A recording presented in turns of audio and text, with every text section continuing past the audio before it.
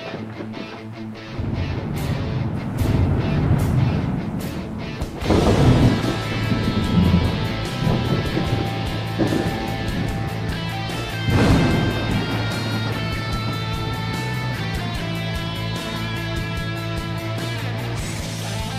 out there, and welcome to the No Shit Cast. I'm your host, Matt Frazier.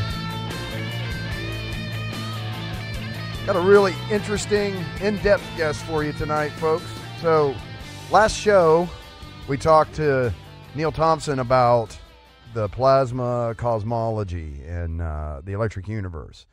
And boy, that was a hit because not only is it being downloaded like crazy right now, but it's also started generating I wouldn't call it a storm, but a fair amount of messages headed my way from people wanting clarification and things like that and wanting to talk about it. So it was very hotly debated as well. But one of those messages came in from Mr. Shifu Careaga, who I have on the line with me tonight. And the reason was, one of the things that we talked about with Neil was these lightning storms that would have been caused by like a massive radio event that would happen within our solar system, either from a planet or the sun and things like that, and that it would cause these massive thunderstorm or lightning storms on the Earth.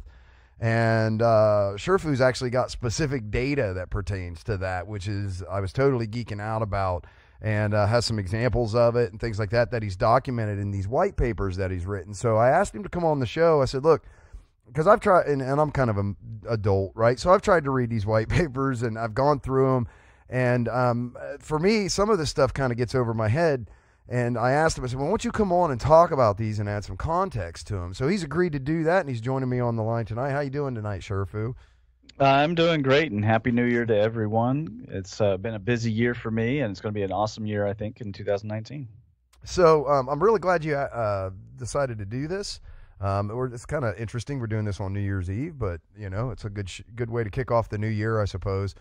So I get these white papers. He sends me over these white papers, and I'm opening them up. And there's a lot more in here than just these thunderbolts and stuff too. You've got documentation here on petroglyphs and from a lot of this electric universe kind of stuff that we were talking about.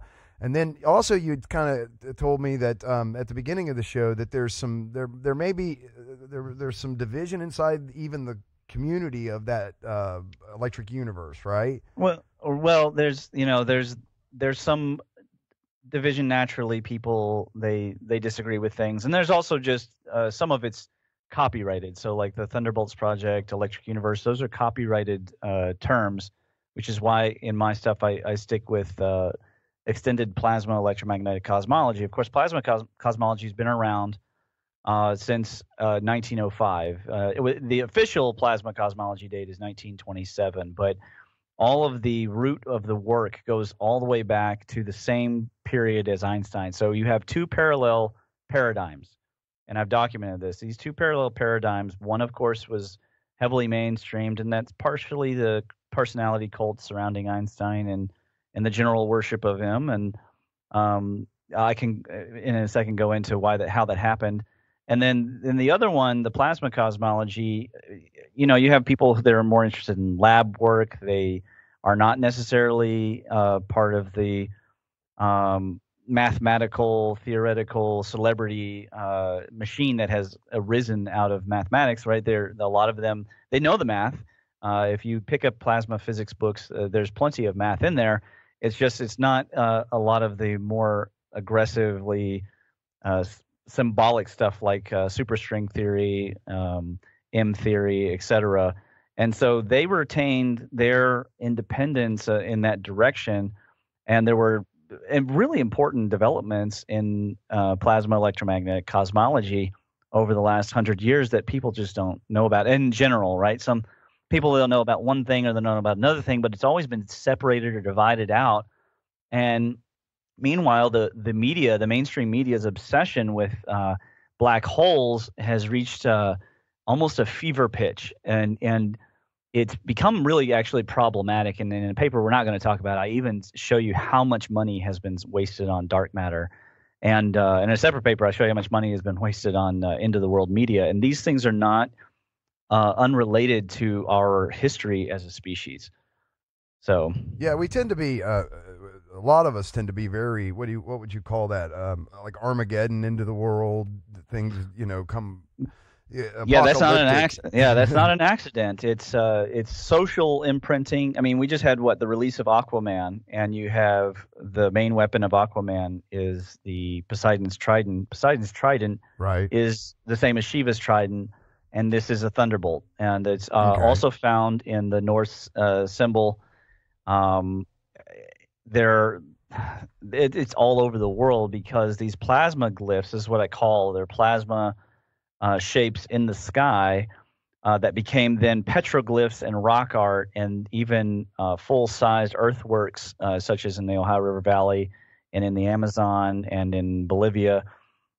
These full-sized earthworks and pillars and megaliths were all part of one ancient religion.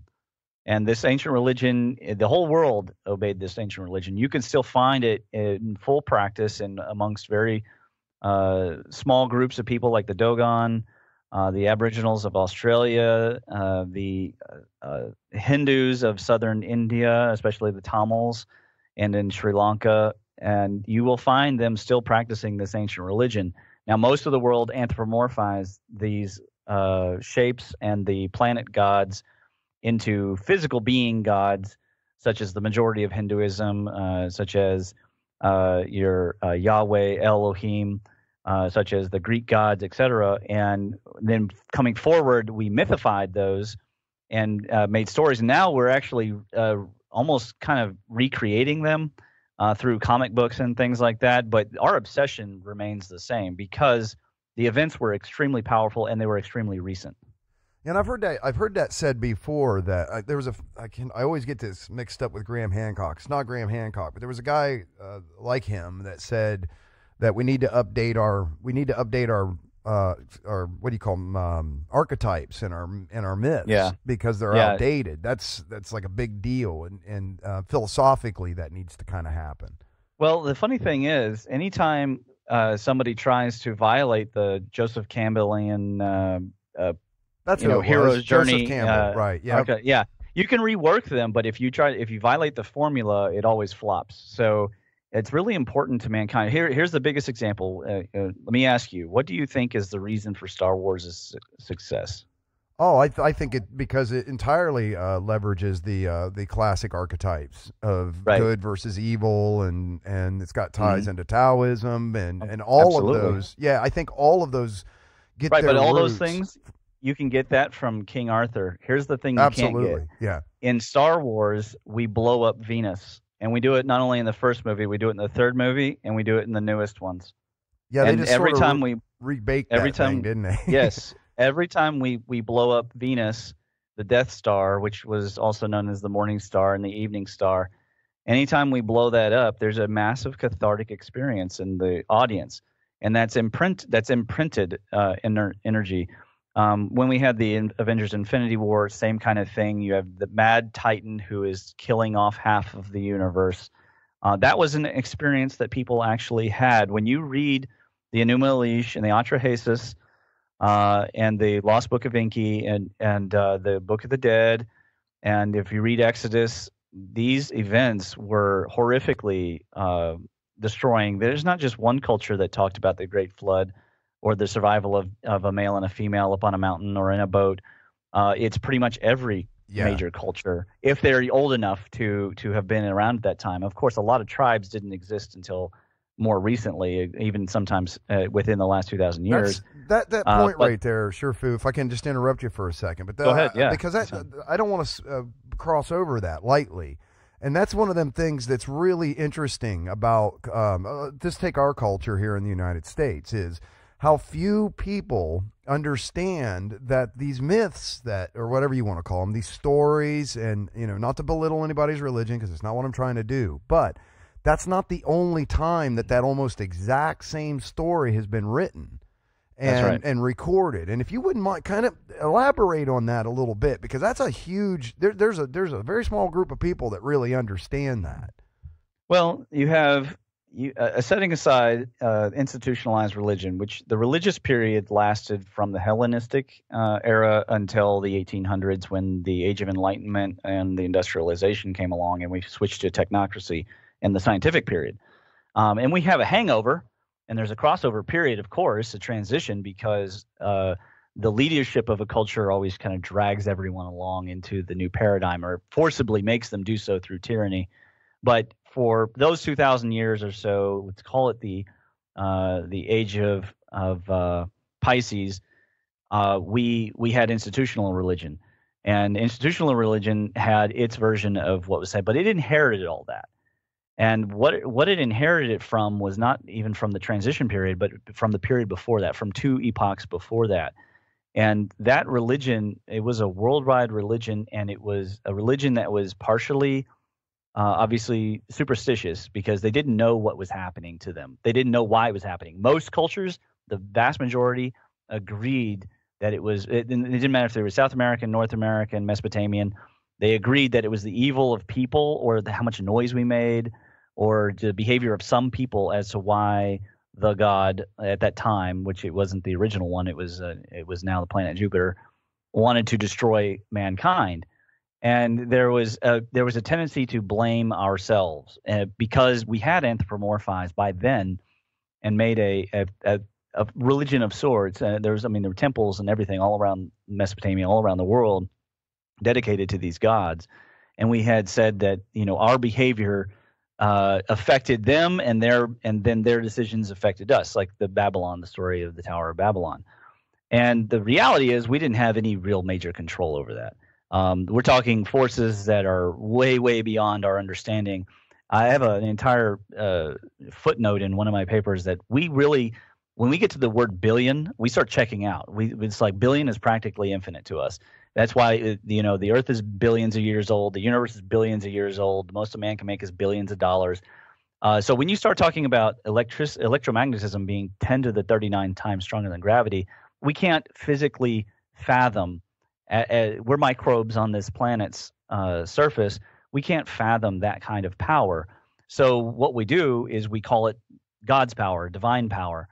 And all of these cultures did that same thing. When they saw those electric thunderbolts, both in the sky and the ones that came down to Earth, they assumed that was either the voice of God, the act of God, the arrow of God. It was often called the arrow or the sword. And these power levels totally reshaped the world around us. Sometimes by raising up mountains, sometimes by casting them down, sometimes by creating mega tsunamis, sometimes by burning everything, killing everything.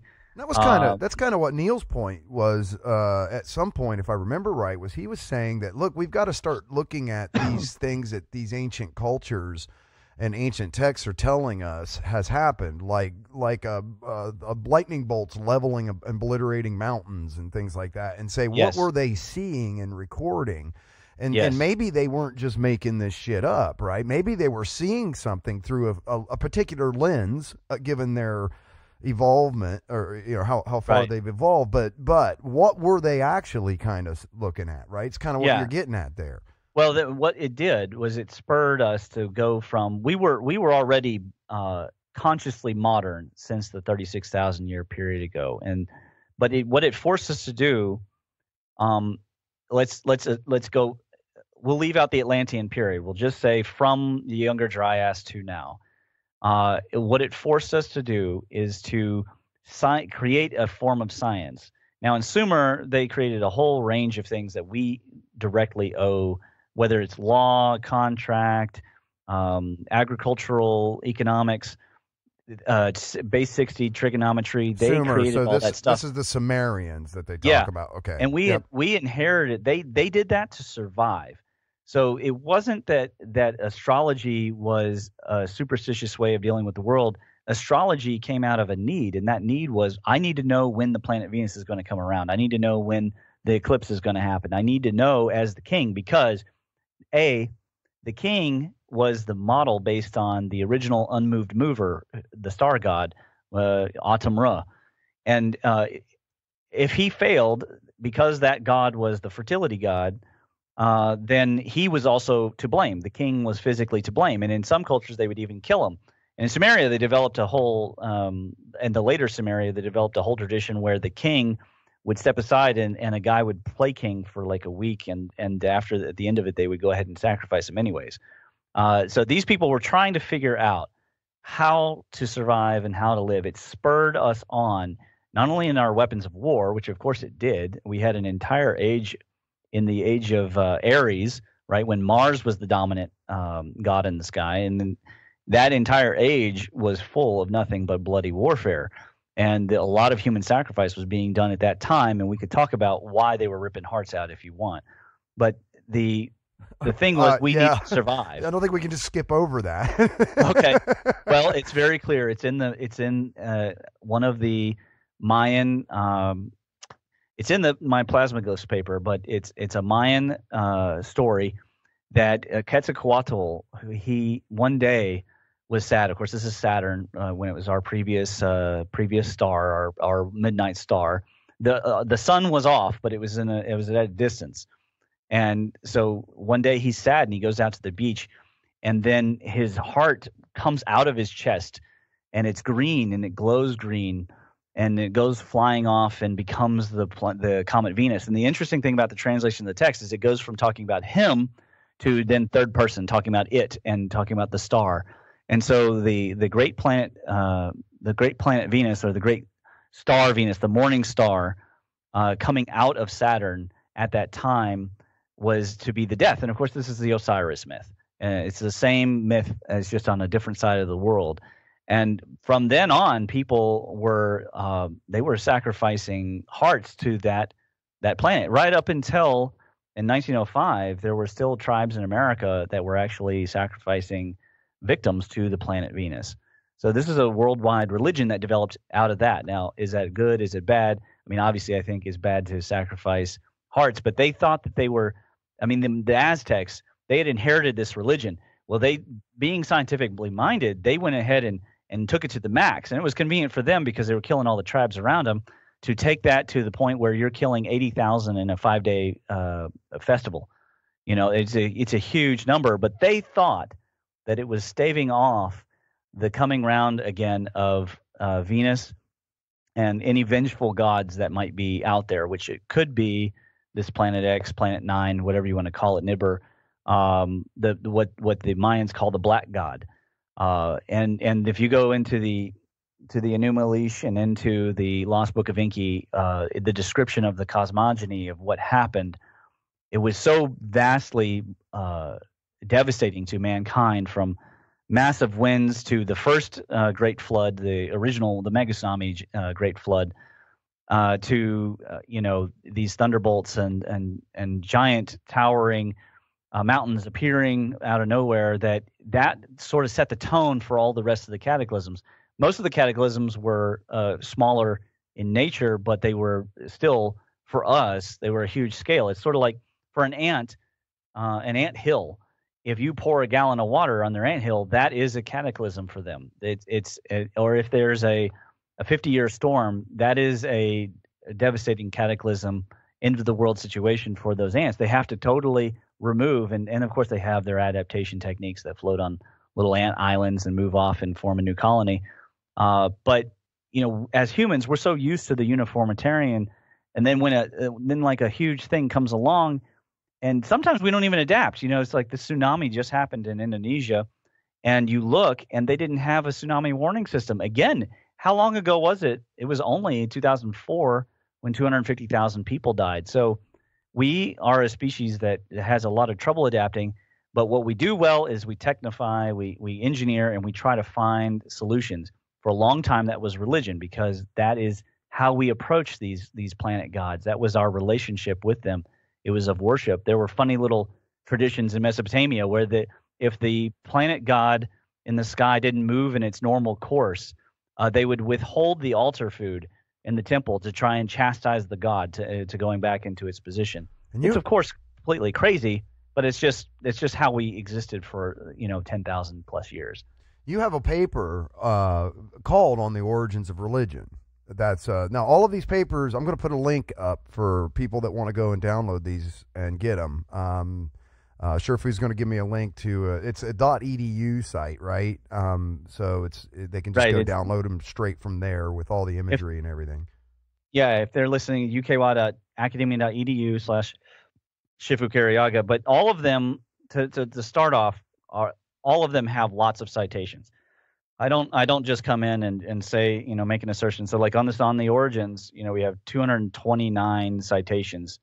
And I put in a number of tables. What I've done is I've created a lot of resources that aren't provided. I mean, surely you can go to Thunderbolts Project, you can watch the DVDs, and you can watch the specials, and you can watch Symbols of an Alien Sky, the series, and all of the Symbols of an Alien Sky, Discourse of an Alien Sky, meaning alien isn't foreign to us, right? There's something we don't recognize now, and we assume that it's always been the same way, and it just hasn't.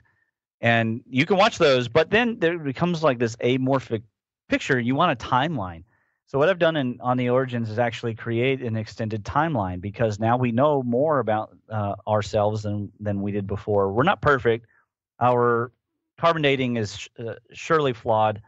And there's a lot of holdovers from the Victoria. Neil really hit on that a couple times too, and I'm not sure I really understood what he went. Oh, our carbon dating is kind of screwed up because of, and he cited this stuff, and we were on to something else, and I was like, man, I don't know, what did he say? Well, the main point about all these dating techniques is that we don't actually understand the structure of the atom. The atomic model that we have is it's a paper mache model. It looks like it's fine on the outside. The projection of the image is correct enough to use, but when you actually crack it open, that's not what atoms really are on the inside. Everything from our neutron probably is actually a positron electron dipole that is in close orbit, and that's where the strong force would come from. Is the electromagnetic force behaves different on different scales. And that's why plasma behaves different in different modes and on different scales. But is there like an analogy you can kind of give me here that makes it, something I can relate it to? I'll tell you exactly what the structured atom people say is that the actual shape is probably platonic solids, in which the inner core is the same geometric shapes that we're used to from Plato. It's just that what we've done is we've created this periodic table that is incredibly useful, but it's not complete. What's left off of it are all the ions and all the isotopes and all the other types of variations of the elements. And what we really need is a three-dimensional periodic table, but nobody's figured out how to do that or willing to set it up, because we have a holdover. We have a historic holdover from Mendeleev, and that is the way we see chemistry even to this day. But spin and charge, all the valence shells, these are the things that you can't encapsulate in that 2D diagram. And what they've done at the structured atom is they've actually gone back and started reformulating some of these elements based on the solids and how they work. And it's much more like, I don't know how you would say, like Tinker Toys or Lincoln Logs. It kind of clicks together. And so you'll get repetitious models. But what that does is sometimes there will be, let's say, a proton hanging off the end. It wants to sacrifice out of the system. So carbon-14 is just such an example. It wants to break down into nitrogen-14, and then from there back down into carbon-12. And so if you have a high electric arc discharge, for example, Peter Mungojup found these petrified stumps that were underneath of the power lines up in Canada. So that huge arc discharge happening for hours and hours eventually starts siphoning energy out of the material and changing the actual element of the material. It just kind of shifts it over. It's not necessarily like fission or fusion, but it is just slightly modifying and removing the protons and the electrons in just a way that gives it a different property. And that's how you end up with some of these instantly petrified mammoths, instantly petrified trees, instantly petrified crabs, etc., is that you have a change in the behavior of the atom and the element because of the presence of high arc discharge. Plasma, it's in the atmosphere this time, so it's probably also going to involve atmospheric and water conditions. But it's changing the system really quite rapidly. It's almost magical.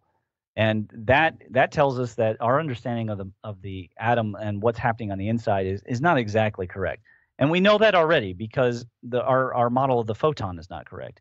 And that's really anybody can understand that really, really fast. Okay. All right. So I don't want to get off of the paper, though. No I don't want to problem. take you down a wormhole. But so the paper's on the origins of religion. That's the one we're talking about right now. And particularly, you pointed me to the tables. It's the analysis and has all the links back through the assertions for all of these different gods and what their origination actually was. Correct? Yeah. Well, there's a table in there about the gods. There's a table in there with evidence.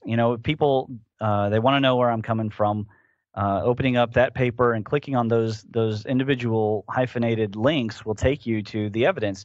Now, people, they may not like an individual piece of evidence, but we can't cherry pick. So when we look at any kind of paradigm, we have to look at the totality of the paradigm.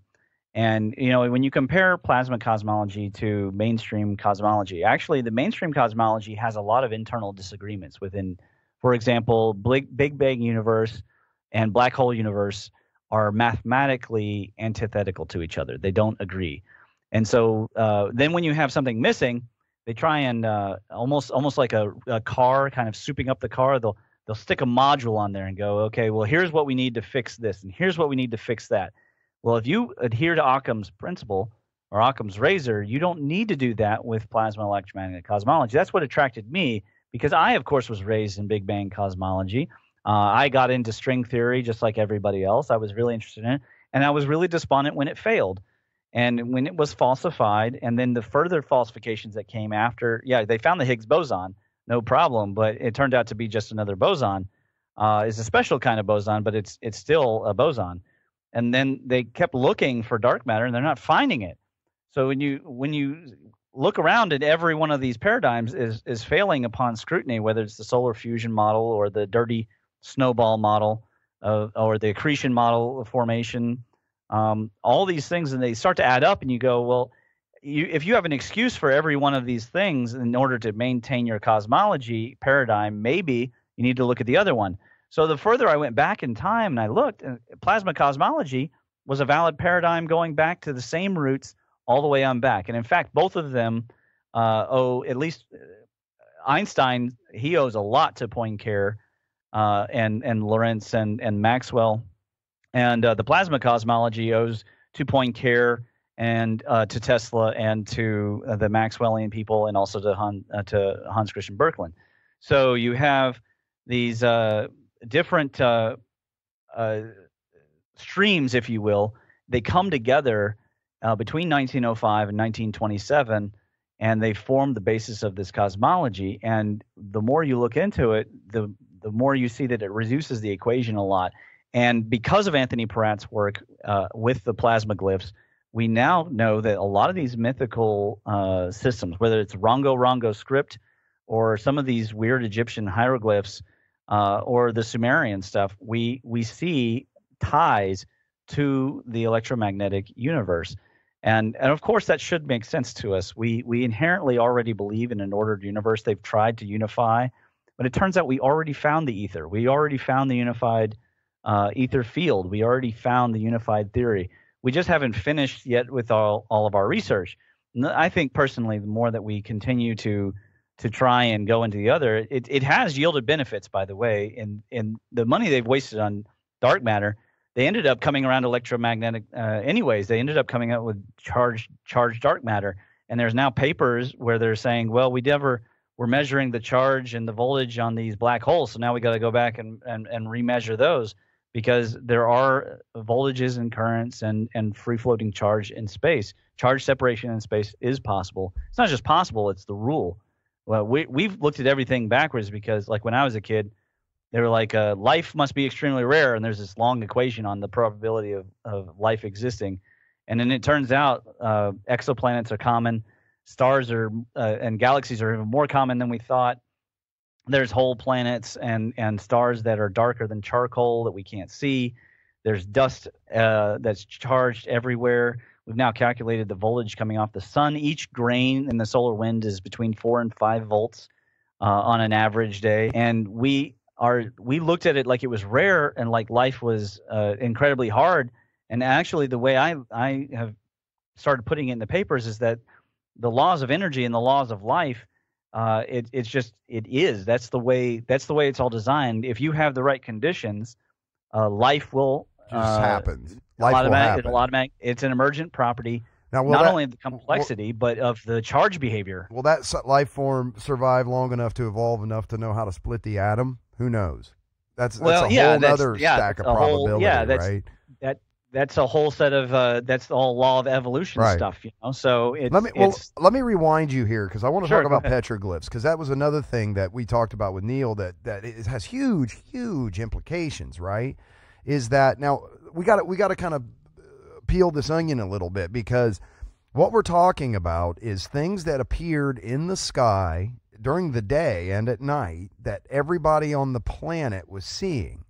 And that we have artistic representation of that, but that also has connotations in ancient religion, correct? That's correct. If you go to the Appendix B on the origins, the very top row summarizes the entire issue. You've got the yin yang, and then as you go to the right, you get into the Nordic cultures.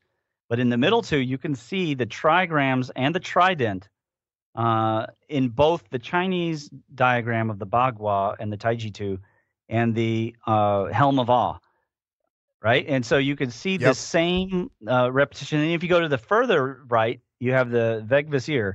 The Vegvasir has the same alternate tridents that you see in Judaism. You have the menorah there, and you also see them in the Hindu traditions.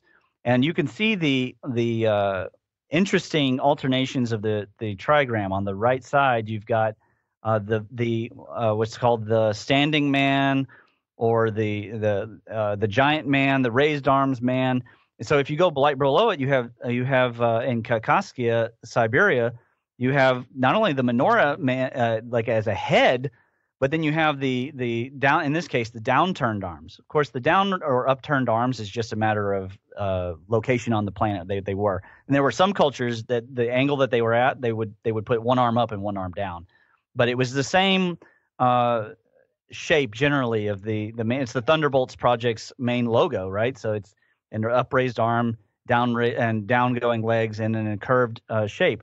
Now the upward curve was a double entendre, it turns out, because you had, on the one hand, it was an actual plasma shape, and on the other hand, it referred to the crescent boat that goes all the way back to that main star god, the center god, who was in the beginning in the center. You could call it Ontu, you could call it Autumnra.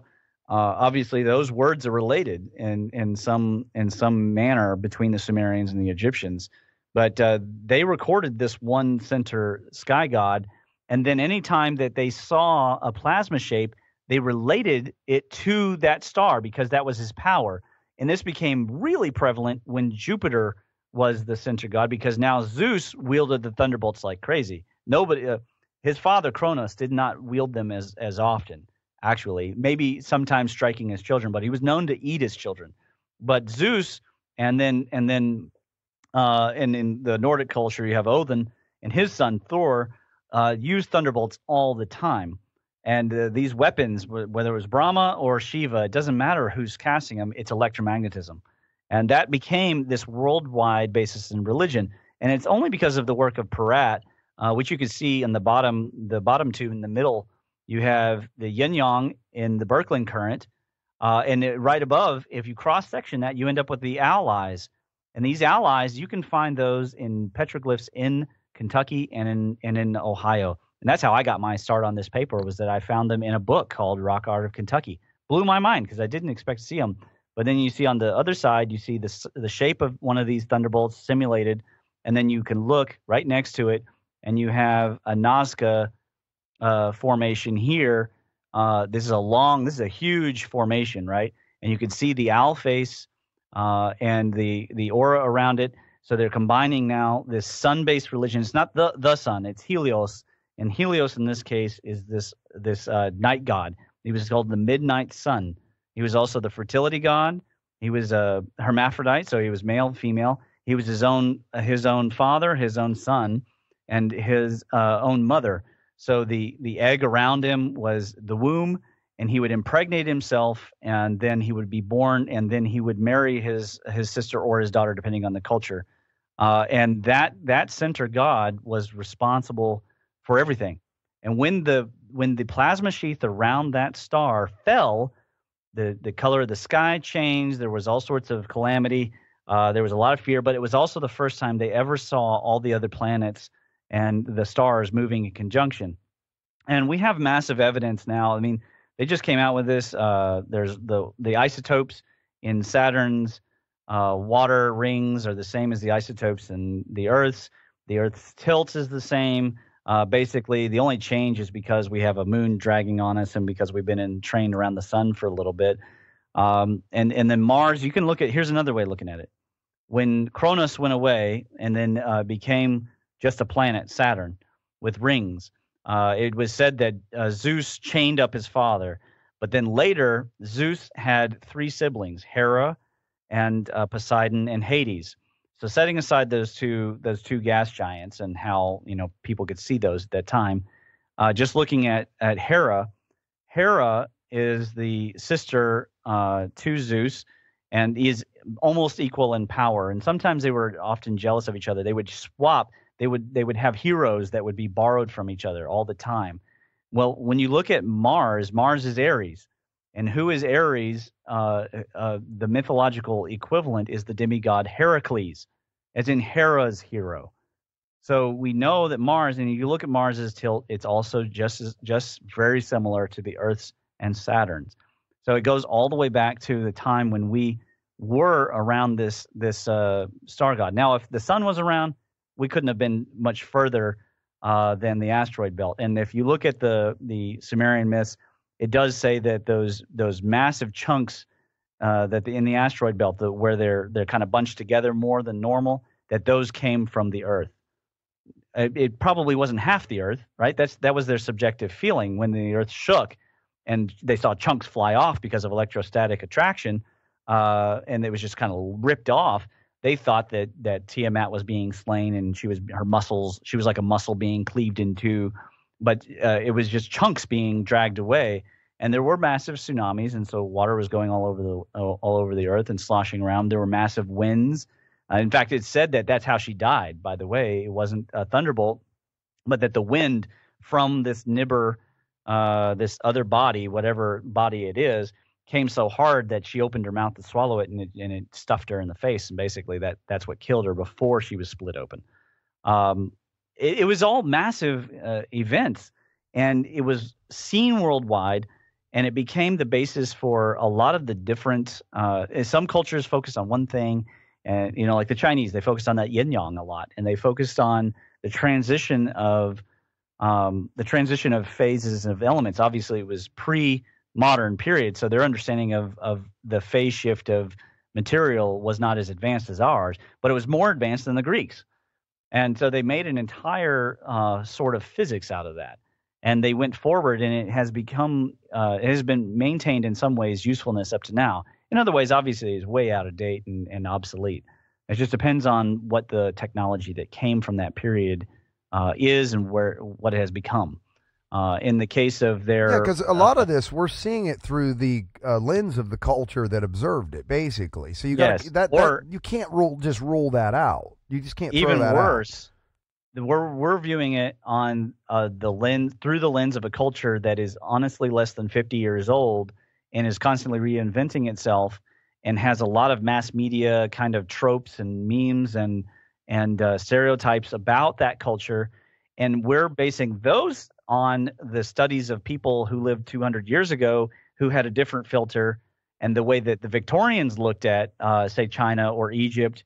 And then we're ignoring. I mean, how many people are reading Timaeus or reading Virgil? Almost no one. I mean, that's just not part of if you No, there's go a through there's a school, there's a Wikipedia for that. We don't you don't have to yeah, actually. yeah, and kids aren't reading that, right? And even when you're taught Greek myth in school, it's kind of a, oh well, isn't this a funny religion? Well, it's not really a religion when you look at it. It's, I mean, most of the stories aren't moral.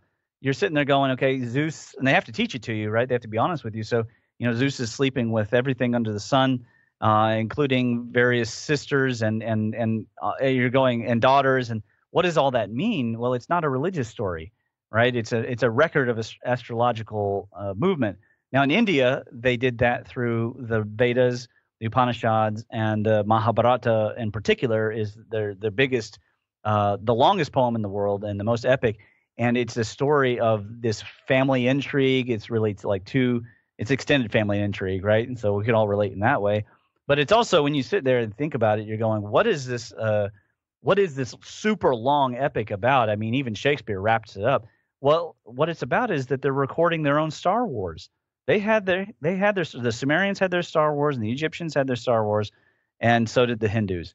And when they recorded all of that into this long epic, they anthropomorphized it, but it didn't eliminate the fact that there were these interesting interactions going on between planetary bodies, and then in some cases with the Earth. And there would be an exchange almost of behavior. Often it was gravity was described as a net, or like sometimes like Tiamat as the Earth. Previously, she would capture moons with her feminine wiles, that kind of stuff.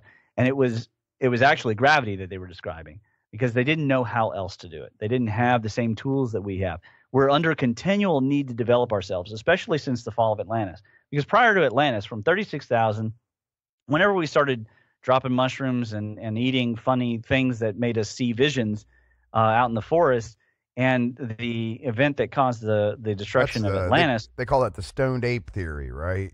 Yeah. And we were constantly developing ourselves, but we weren't under any gun. It was a good time. Things were warming and it was very wet. The Sahara was a wet savanna. You had people living in very nice conditions at the top of Orkney in Scotland. And it was a time when there were a lot more land masses above the seas than there are now. This is now known since 2015. We found the traces of Doggerland, of Sundaland, of Beringia, of course, even Zealandia, which was 20,000 years ago. But still, there was all these different continents that existed, and then they're all gone. So we started to really freak out, and the best freak out, I guess, that we did was at Göbekli Tepe, and they made all these T-shaped pillars and described everything that happened. Then they buried it all, and then nothing for several thousand years, presumably because there were more catastrophes and unstable systems. To this day, our moon is not stable. They tell you that it's stable, but if you actually look at the pathway of why the moon is going in and coming out and always changing its size, there's an entire document that the Chinese trying to figure out the lunar astronomy. And the calculations behind it are really quite complex. It's only because we have computers that we can do a very good job of it. But if you look at eclipse pathways and predictions, that thing is going all over the place. Why? Because it wasn't our original moon. This is recorded in several different cultures around the world. And in one case, the moon came in and caused another massive flood. Particularly, it sounds like South America. And now we come back and we're finding civilizations under the Amazon forest. And there's this idea in our culture that all these ancient forests are pristine. Well, none of them go past the ice ages, right? And then when we look at the Amazon, all right, it is pristine, but it's really pretty new, because this massive tsunami that came in just totally wiped everything out. Now we see clear cutting, and here come out these shapes. And lo and behold, they're the same shapes as in the Ohio River Valley, and that match the Chinese saying that heaven is circular and the earth is square. What does that mean? It can only relate to that ancient religion and the time of change of the sky that happened to us. And we still haven't even totally adapted to it. We got a lot of people with red and green color blindness. The solar spectra is mostly green, but the plants outside are reflecting it instead of absorbing it. So you have people on TED talking about how we need to engineer chlorophyll to be more efficient. Well, nature will do it. It just takes some time for it to actually catch up.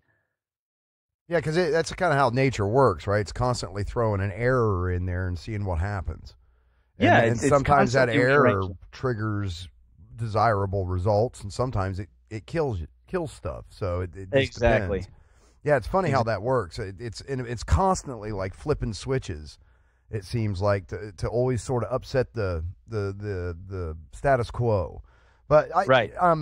it's funny because I just said this dawned on me the other day. I was like, the universe will create a planet, develop a species on that planet over millions of years, and then just hit it with a big cosmic rock because physics. Like the universe doesn't really have it. It's not. There's not a consciousness here. It's just kind of how you work with it. It's just is. It just sort of is there. There is. I don't want to get into my faith versus anybody else's faith, but we do have theories of mind now that involve emergent consciousness coming from complexity, and this might be the explanation why certain places like Yosemite or wherever feel like you feel an extra presence there. Of course, it could just be extra charge, because our meridian system, our nerve system, our cardiovascular system all appear to be running on charge. Everything appears to be running on charge. The tornadoes are running on charge. They're finding that out.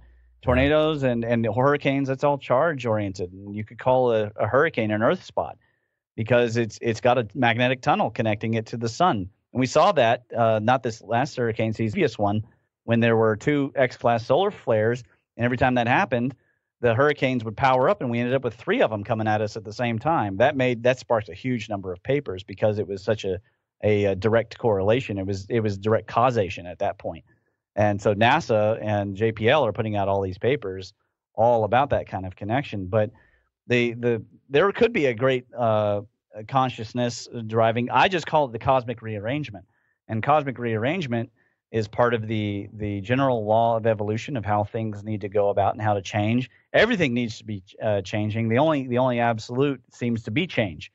Everything else needs to adjust, and sometimes the voltages go up, sometimes they go down. Sometimes the current goes up, sometimes it goes down. It's like your money, your bank account, right? You can't. I wish I had a constant current stream of money, but it goes up and it goes down, and there's different loads draining that bank account. And it's the same thing with health, breath.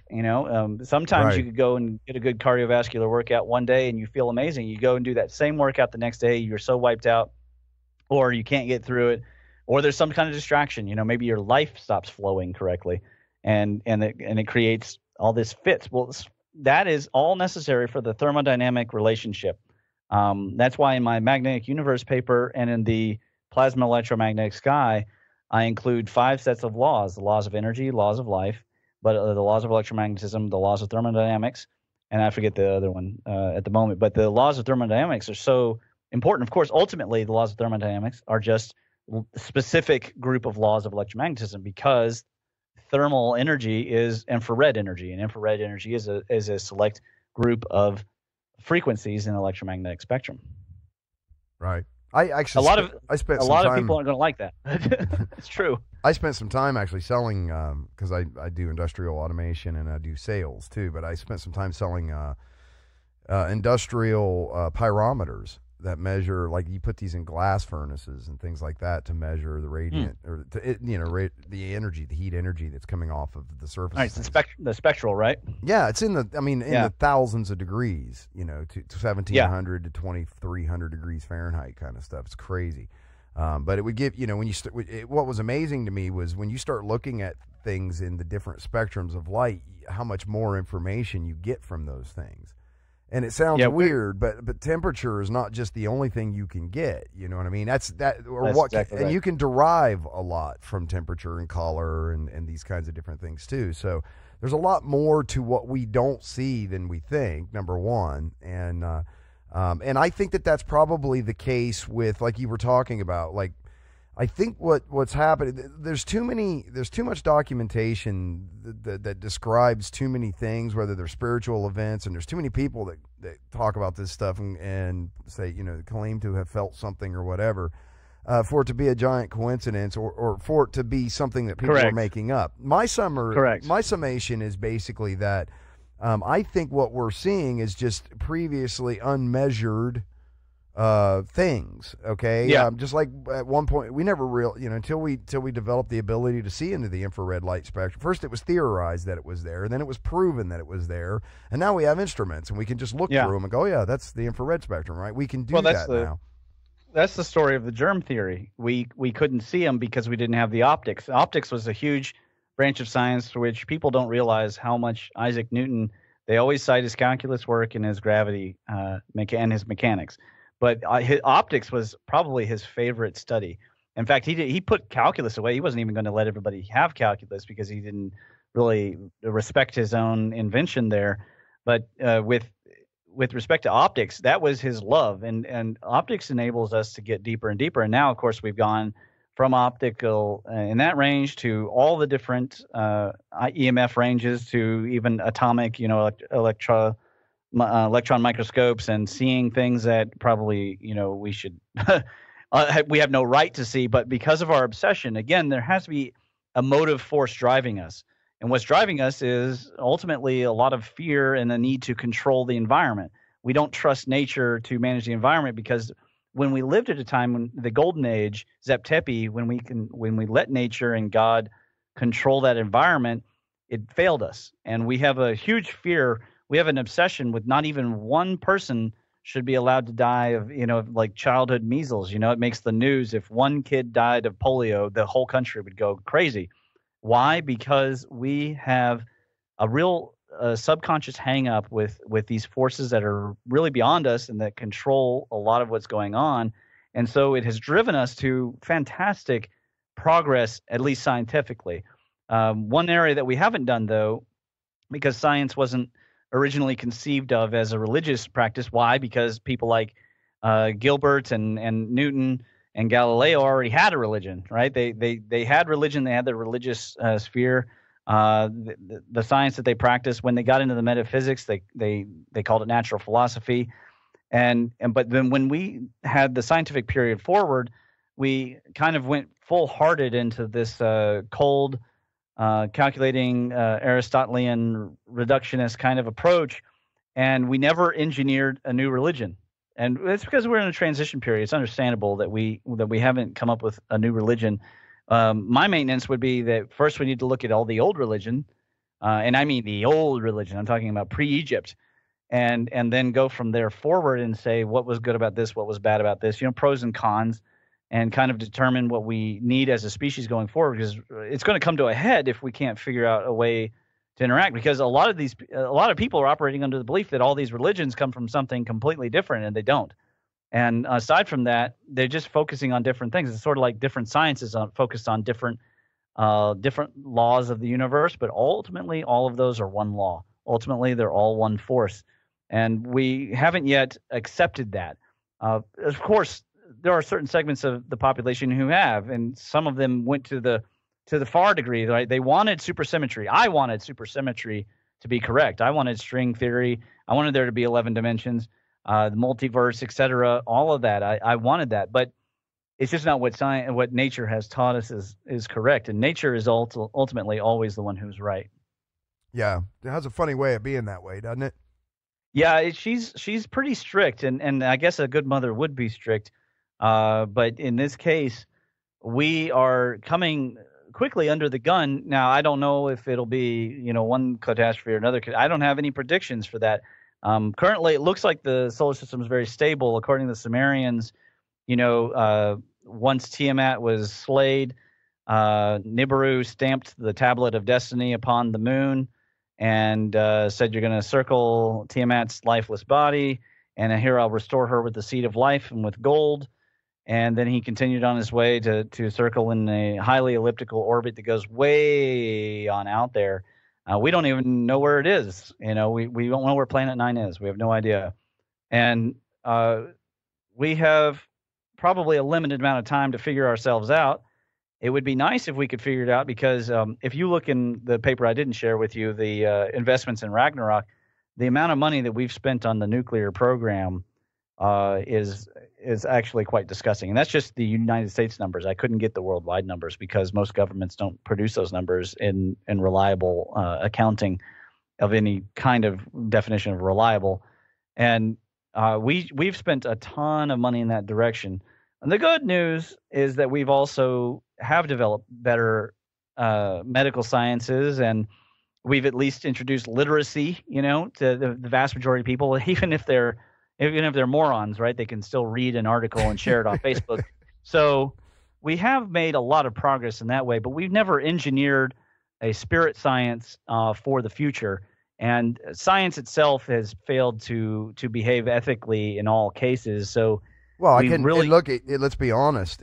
There's definitely, and I don't mean to be in any way diminishing here, but when you start lining up like these Hale-Bopp comet cults and when you start talking about a future spirit science, I think that's probably where most people's heads go, is like to that kind of creepy cultish sort of side of the equation. But you're talking about something bigger than that.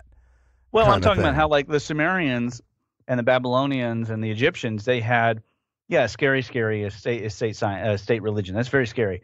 But at least they had a cohesiveness in their society that enabled them to, some of those cultures, they had a government that would last 1,000 years or 2,000 years. And you do need something tying together. And the thing that we can say ties us together is all these cultures, no matter which one you go to, they all believe in the cataclysm events, right? And B, we all share an origin. Even Buddhism, which is reputedly supposed to be atheistic, that's not exactly a true statement, but even then, it has its roots and shares roots with Brahmanism. And so all these things go back to this one God. Now we look in science and we start seeing filamentary structures, transfer of charge, and with the model I'm working on for the meridians, electric circuit models that are meant to mimic what I call charge distributive networks, we can start seeing consciousness as an emergent property. I'm not proposing that the government forcibly do anything because we have too many idiots as it is.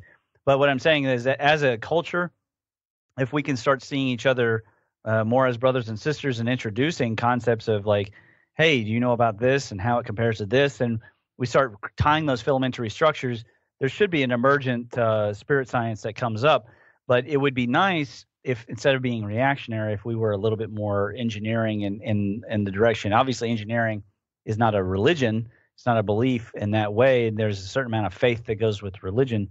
But engineering is also about practicability. And there are practical things that churches and Christianity and Judaism and all the other religions have provided that we are now missing that are incredibly important. Turns out, really important, say, for young men so they don't grow up becoming just huge chauvinists and abusers, for them to have some foundational interactive environment, such as a church or a school, it could be, where they're meeting each other and there's I guess a set of rules of acceptable behavior.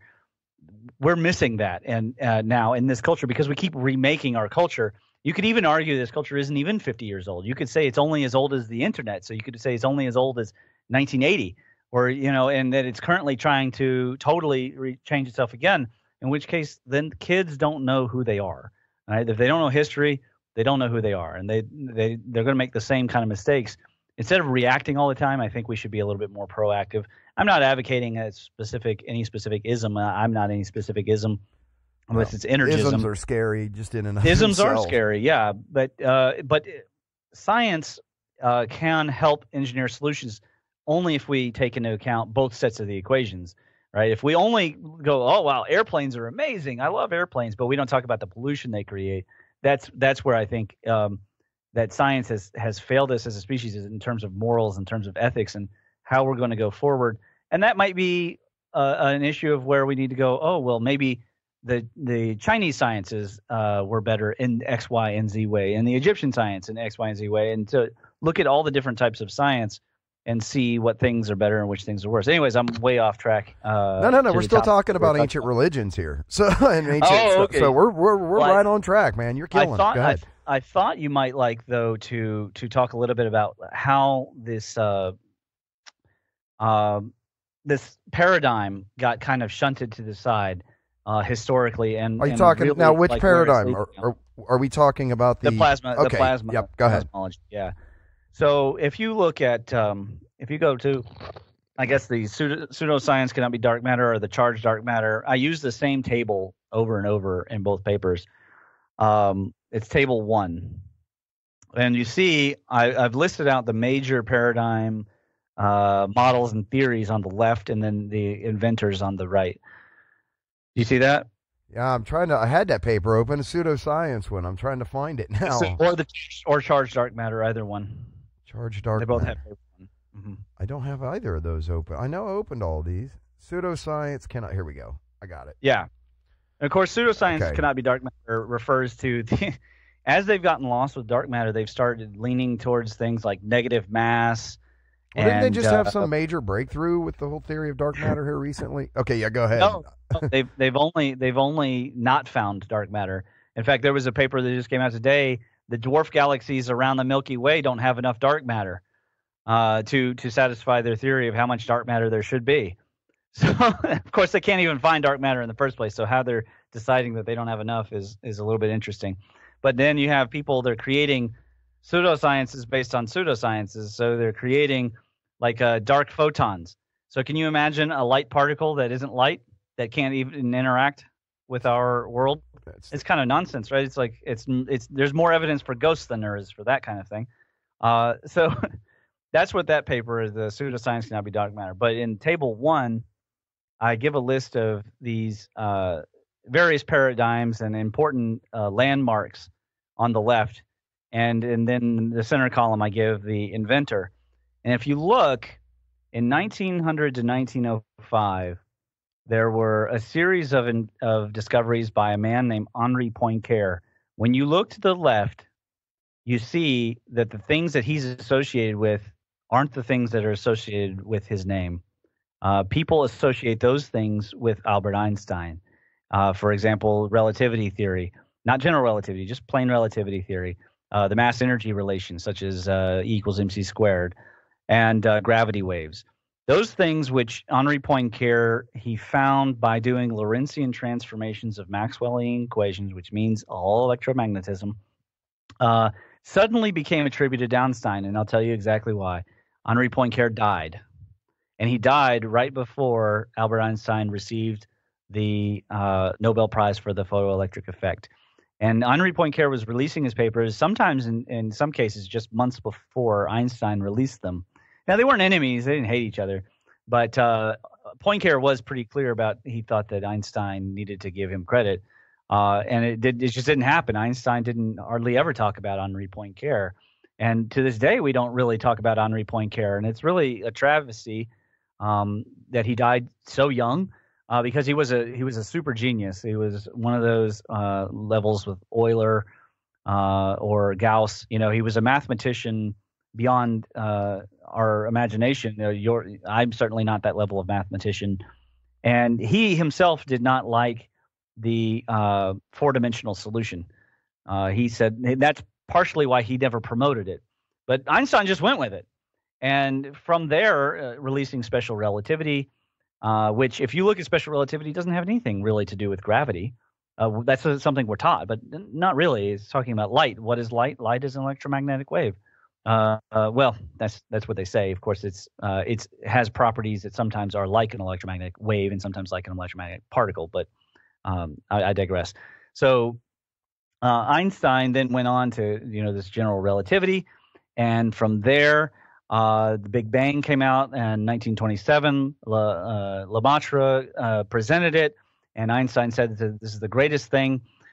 He did do one more amazing thing. He got involved with Bose. Of course, Bose did most of the work, but he helped to promote the Bose-Einstein condensate, which is now just itself becoming really a big deal. And that one's not pseudoscience. The Bose-Einstein condensate is not pseudoscience. It's probably on the spectrum. It might be related in some way to what they're calling crystal plasma or ultra cold plasmas, but still, we're going to leave it to be called the Bose-Einstein condensate because it was something that was first proposed back in 1927.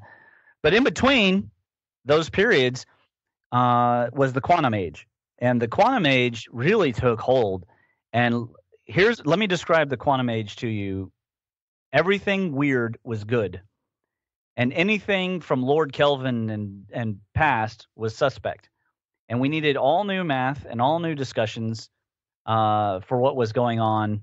And people like Tesla were out, right? By then he was a has-been. No one was going to listen to Tesla.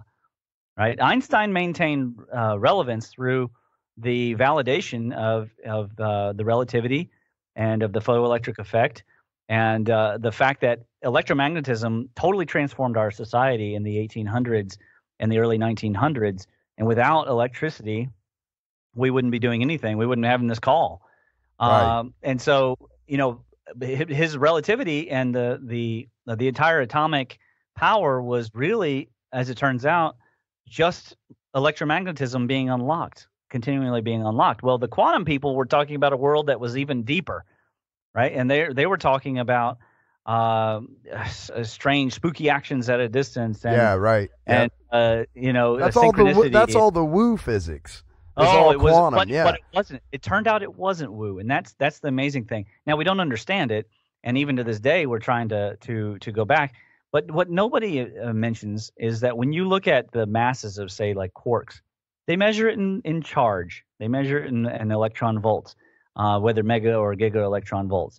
And as we've come forward through the atomic age and the atomic bomb and into the 50s, more it has tended to go back to being the combination. So you have hydrodynamics, 1940, and you have quantum electromagnetism and quantum electrodynamics, 1947 to 1960. Electroweak theory, the combination of the weak force and the electric force, 1959.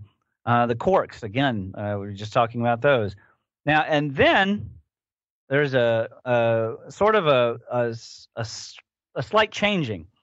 Now, here's my theory on that. When let's say you're Einstein and you have a dedicated following of people, when they become professors, they're going to naturally talk up this is like a kung fu thing. They're going to talk up their hero. Yeah, right. Their They're master, so to speak. Right, Yeah. right. All right. Now, as the media starts to follow this, they're going to create children who are obsessed with those certain sciences. Let's say relativity theory and black hole theory. Some kid hears about a black hole and starts writing a science fiction story. Then he decides to go off to college. Now he becomes a professor. Now he is radicalized because we have this tendency to religify and to become extremist in our ideologies. Right? It's a possessive. It's a thing that humans just do. It's part of confirmation bias. It's also just it's something that the general populace does, but I don't think it's something that scientists necessarily do, or if they did, they would want to not do that. You know what I mean? They want to not do it, but they can't help it because when you have a specific hero, let's say it's Einstein again. Just I'm picking on Einstein. I like Einstein, and he himself did not like the cult that sprang up around his name, but it encouraged that behavior of creating the celebrity scientist, of creating the rock star physicist. And a man like Feynman, he took advantage of that kind of situation. He was really smart, but he wasn't the only person doing QED. But he definitely was huge. In fact, he and the guy who discovered quarks, Gell-Mann, one of the men who discovered quarks, they at first liked each other. They didn't like each other because of the ego, right? And we can see this from interviews that have been done. And so as that goes forward, now they have students who are even more intense than they were. And then those students have more students. And the media continues to produce things. It's like they'll produce a movie scheme. it's like a pyramid scheme, but like the black hole movie. I saw the black hole movie as a kid. And I never once, from the time I saw that movie till the time that I learned about the history of plasma cosmology, never once questioned whether or not black holes existed. Now, because the left hemisphere of the brain tends to hold on to pre-confirmed biases, it's very hard for people who are left hemisphere dominant in mathematics and science to doubt their preconceived notions about things that are going on in the world around them. It was very hard for me to undo my belief in the black hole, and it becomes almost impossible for you to step in. If I were to tell you that the photon is not a particle like a ball, it's hard for you to not see it that way because you've been taught. But at the same sentence, you'll go, oh, well, it has a dual nature. It has a wave and a particle. Well, it can't have both, right? Unless it is something else that has both of those properties. And the answers are often right in front of us, but because we've been raised in a culture that has a cyclical effect, you have people that they like other people. They produce papers that they like to agree with each other. They receive money for that. And then they release those papers, and then the media gets a hold of it. They say those guys are the experts, and then they produce it. And the next generation reads those articles, and when they read those articles, they become inspired to go into those fields. Yeah, when they go into those fields, they have a preconceived bias about that subject. And then finally, we get to the place where we build the Large Hadron Collider, and whammo, nature says, well, you don't know what you're talking about, because superstring theories never predicted anything. And now they're at the point they just in the last 2 weeks, the classical black hole is dead, man. And anybody that ever says to you a black hole is a singularity where the gravity is so strong light can't even escape, just tell them, sorry, that's gone. That's totally gone. There are perhaps a dozen different black hole models, and that one doesn't hold any water in any modern physics. There is so much material and electricity and magnetism that comes out. They even talk about it in funny terms like burping and jets and gas bubbles coming out. Of course, it's not gas, right? It's plasma coming out of these active galactic nuclei. They don't even like to say black holes as much anymore, right? They want to talk about AGNs. Nobody is telling the media, though. So the media goes forward and continues saying that a black hole is something that light can't even escape, but it's just not true. It's not been the case. It's not been proven. Not even since Hawking radiation. Even Hawking was saying something's coming out, and he was underestimating it. Many things are coming out of those active galactic nuclei, and they're not singularities. When you go and you look at what a singularity is defined, the Schwarzschild radius of 0, that it's a non-physical singularity. And why is it even called a singularity? Because in Einstein's original conception of them, it was a one-mass universe. Well, that doesn't describe anything about the world that we have. So black hole theory had its basis in mathematics that just haven't panned out, but it's limping along as a theory. We'll probably always have to call it a black hole because in the center there doesn't appear to be anything. Why? Because it's super dense magnetic fields. It's a center of mass, and it's a Z-pinch happening in space, and there's a whole lot of activity happening there, but we're not finding any actual items. If you go and you look at the actual radioscope scans of the black holes, they'll show you these beautiful CGI renderings about what they saw. When you go and you look, it's a blotch. And in the center of that blotch, there's no dot. There's no black hole in the center of that blotch. It's one blotchy radio signal that they are then using the electron volt measurements, the radioscope measurements, whether it's X-ray or gamma or UV, and they are extrapolating that against a whole range of formula. And these different formulas are from different black hole theorists, right? And they have different names, different types of black hole theory. And they'll say, oh, it fit this one, right? That's called reverse engineering. That's not science. That's best fit curve. And you could best fit curve anything really to it. Theoretically, you could through philosophy arrange words in such a way that you could create any kind of version of how that's working. I agree, and but it should be noted, right? Because I've seen the papers here recently from academia and from the science community talking about their inherent biases. And I mean, here's where I'm going with this. At least as a community, when they're given new data, and you kind of highlighted that, they don't even call them black holes anymore. The people inside the community are much better at absorbing new data into their theories than the general public is. Oh yes, they're far better by far, hands down. So and that's what's scary is because the kids, they're growing up and they're hearing dark matter and dark energy and black holes. That's what they're going to go into. And now they'll either get in and go, whoa, so we're not talking about that anymore. We're talking about charged dark matter. Right, or we're talking about this, but what am I seeing? And the whole reason I have a series of papers responding to this, we're seeing negative mass and photons that don't interact and acoustic sound waves, and you're going, what's the mechanism for the wave to propagate? Right, and electromagnetic waves propagate because charge is the ether. That's the only ether we've ever found.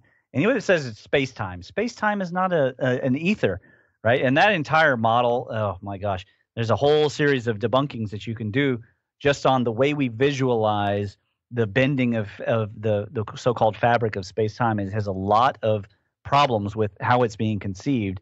And it all just comes down to the fact that humans, we can't wrap our brains around the four-dimensional space, right? So we have kids coming out, and they're being taught a paradigm that ultimately is the hyped up celebrity. It's almost like kind of a, you know how in our economics we have bubbles, right? It's a tulip bubble of science. There's no. It's even worse. It's almost really the Bitcoin, because there's no underlying foundation to some of it. Now, some of it obviously has, like the Bose-Einstein condensates have an underlying a foundational science to them. They've actually detected these in lab. They've created them. Same thing with ultra cold plasmas and liquid metallic hydrogen. Right? These are things that have a concrete basis in terms of we've demonstrated them in lab. But then there's other things that they are, and why are they behaving this way? Probably because they've come forward.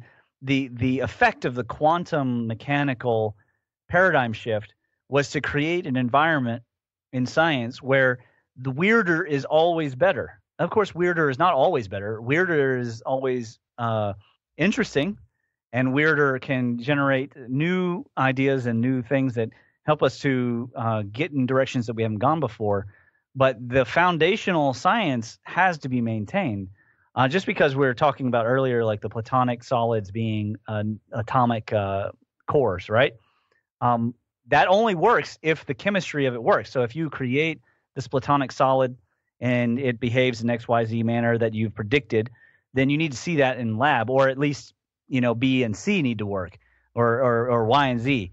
And if it doesn't work, you create the they create, okay, the math says it should do this, and then yes. Experiments are designed around that, yes. Multiple different ways to try to cross correlate that's true, and then they call that a fact, right? That's kind of how.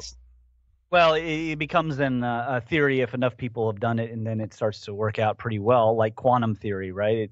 We don't know exactly why it works, but it does work. The photon model, I say the photon is not a particle, but the photon model works on a practical level. It helps us with the math. We can use Feynman diagrams to describe the behavior on a quantum level of these subatomic particles. But we don't actually know what a photon is, and that's probably because we're looking at light the wrong way. But and that happens a lot. That's normal to go backwards. What is not normal in science is for us to go off of a deep end and from a pseudoscience create another pseudoscience. To say that there's a dark matter, and then from the dark matter to say that there's dark photons and these, or hidden photons. They don't want to call them dark photons because it underlies the ridiculousness of it. You're saying there's a light particle that's not light, that's not interacting with light. Well, then why do you say anything exists? Or negative mass is another example of it's a desperateness. And what I am proposing is that you can actually just go back in time and go, okay, well, so here is the historical background of electromagnetism and quantum mechanics and plasma, and what do we really need to do? Well, what we clearly need to do is combine quantum electrodynamics with magnetohydrodynamics, because Hannes Alfvén said that it's not complete. He said in his own Nobel Prize, and Neil mentioned this, that it's not correct. Don't use it all on its own and assume that everything in astronomy is going to work out based on magnetism, because some of these ideas are not correct. For example, magnetic reconnection. Well, magnetic reconnection would presuppose a magnetic disconnection, but you're not going to have a magnetic disconnection. What you're going to have are concentrations and the opposite of concentrations, dilutions, as it were, of the magnetic field. And it's a brain flip. When you start to realize that everything around you is a sea of charge, and some of that charge is free to move. Let me see if I got my head around this, okay? Because I got you here, and I want to ask a question about that, right? Because, go ahead. Because Neil was definitely talking about that, and now I'm an electrical guy. I'm an electrical engineer, right? Automation engineer, electrical engineer. Okay, so the way I'm kind of putting this together in my head is that there was a theory that you could move two objects far enough away from each other in space that they would electrically or magnetically disconnect from each other. And you're saying that's impossible. What you have is unmeasurable levels of connectivity. Right. Yeah. From practical sense, you can call it zero, but it's not really. But it's not really. Zero. It's still somehow tied together. Everything is is somehow pulling on. Every object is still touching every object in well, it has space. to, because the entirety of the space is filled with something. Now, that something, and the cosmic rearrangement hypothesis that I proposed, there's an counter space, and that counter space is behaving under the same laws of entropy and thermodynamics, but they're behaving in a reverse direction. And why do we need that? Well, we need it because now we have temperatures that are below absolute zero. And we have a need to explain dark matter, dark energy. We have a need to explain things. We need to explain where's this vacuum energy, this idea that the atoms, they keep running. What do they keep running on? Well, they're running on energy. So where's that energy coming from? Well, it has to be sequestered back from the matter that you see. And I propose it's like a form of friction, right? As a wave travels through space, slowly it's being worn off and it's being resorbed back into the counter space.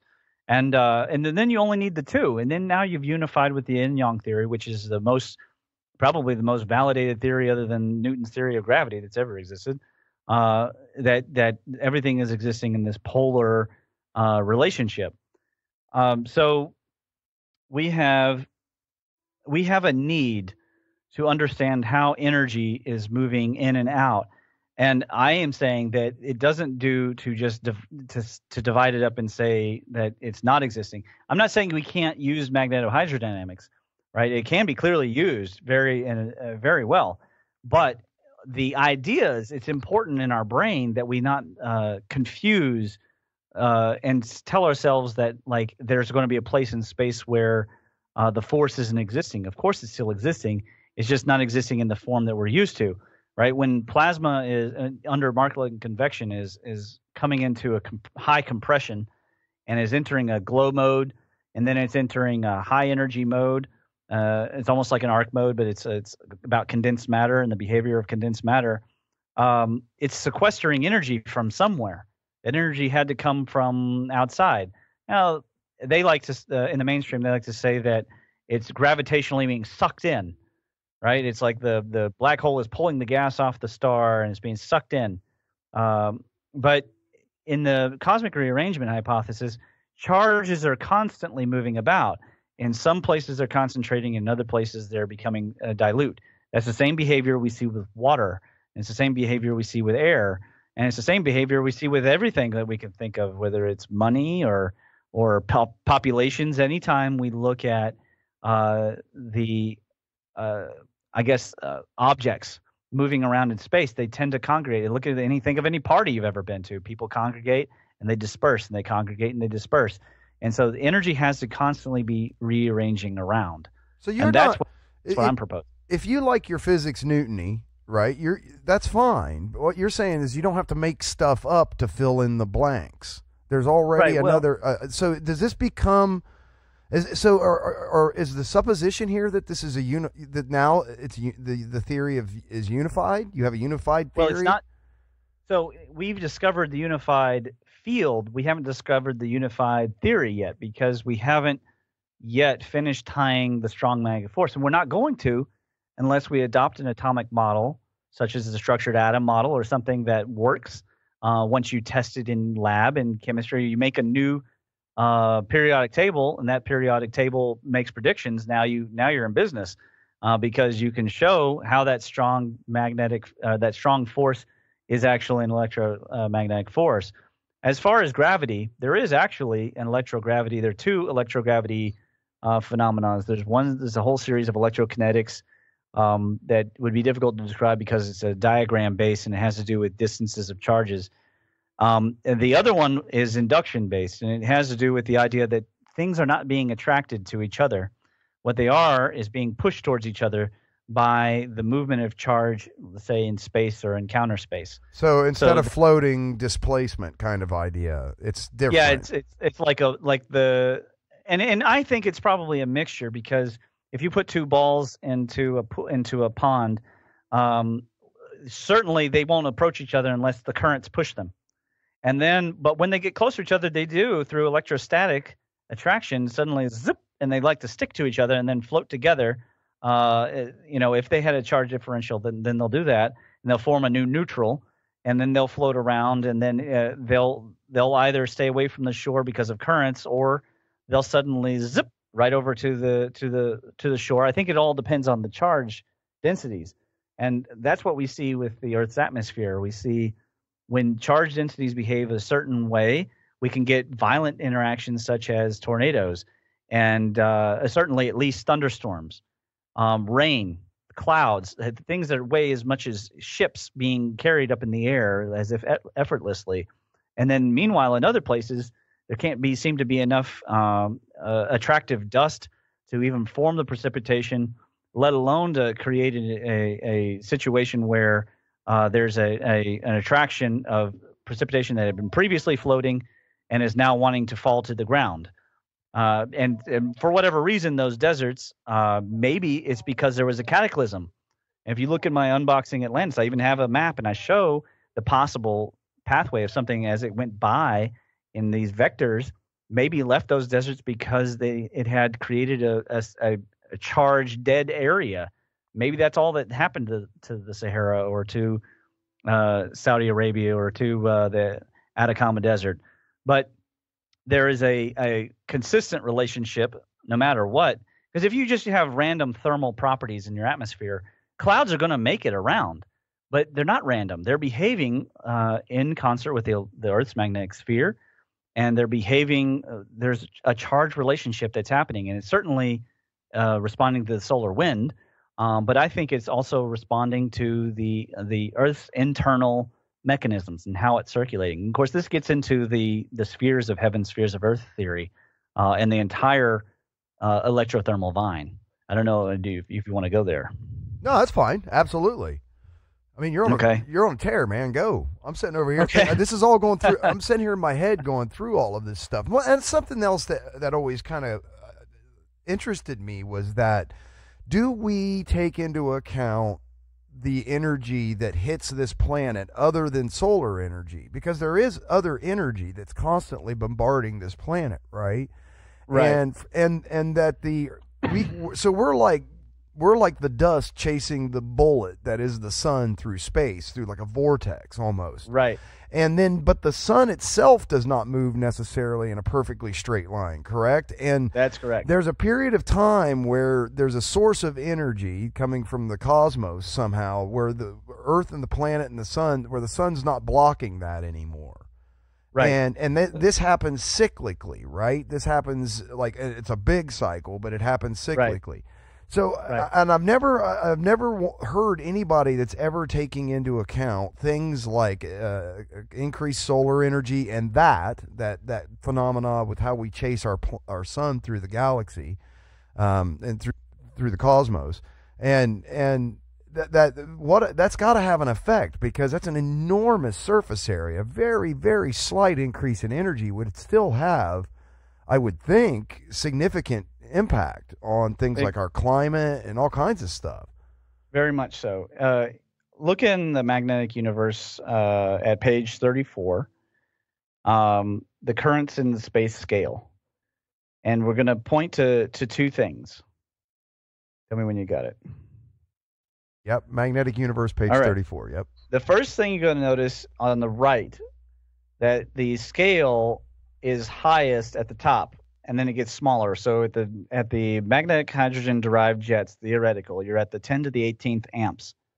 And so you have a measurement of the galaxy 3C303 at 3 times 10 to the 18 amps, right? And then you have some SGR coming out of our black hole. No, wait, we were talking about things like magnetic or radio telescope type stuff, right? Is that what so you're talking about the right, they measured it. They measured and then calculated, based on the measurements, they calculated the current the electrical current coming out of these active galactic nuclei. And you have 1 terahertz X-rays coming out of SGRA. And then as you go down the solar corona, you get to 10 to the 11. Then you get Jupiter, 10 to the 9. The auroral currents there, 650,000 amps. The magnetic tunnels that connect the sun to the Earth are 100,000 amps. Our own ring current is in the 100 kilo electrovolt level. The Van Allen's 3 times 10 to the 9 amps. And then you get down, and when you're all the way at the bottom, you have nerve conduction, 4 to 6 nanoamps. Now, you mentioned the movement of the sun. So there's 2 things that are happening simultaneously. Number one, the bigger the structure, the bigger the current and the voltages. Number 2, the faster they're also moving. So the Earth is spinning around about 1,000 miles an hour. Well, the sun is moving, or we're going around the sun even faster than that. And the sun is then going around the Milky Way even faster than that. And if you look, the Milky Way is moving around, moving through interstellar space at a much higher level than that. And this all makes sense because in thermodynamics, the more energy you have, the more active the material should be. Right? It should be either vibrating faster or get hotter or something like that, right? So when we look out in space, we see a constant, in other words, a branching structure. And this branching structure of things connecting, I call the electrothermal vine. And I like to use the tomato vine, but I guess the best vine to use would be something that grows all over like kudzu. Something that really connects and strings out and connects everything together. Now, the reason I use the tomato is because as far as the Earth is concerned, we have, and that's in the plasma electromagnetic sky paper again, we have a relationship where you have all this material, both cosmic and solar, being directed by our magnetosphere into our poles. And it's not going in one and coming out the other. They're both going in.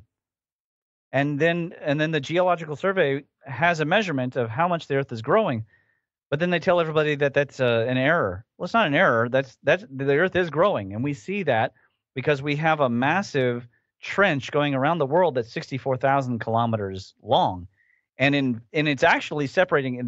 They always use the Mid-Atlantic Ridge, but they don't show you that the Pacific one is separating even faster. In fact, it's separating so fast, there's not enough subduction zone to actually swallow all of that material. And when you look at the core samples of those crustal structures, the ocean crust is always super young, like 10 to 20,000 years.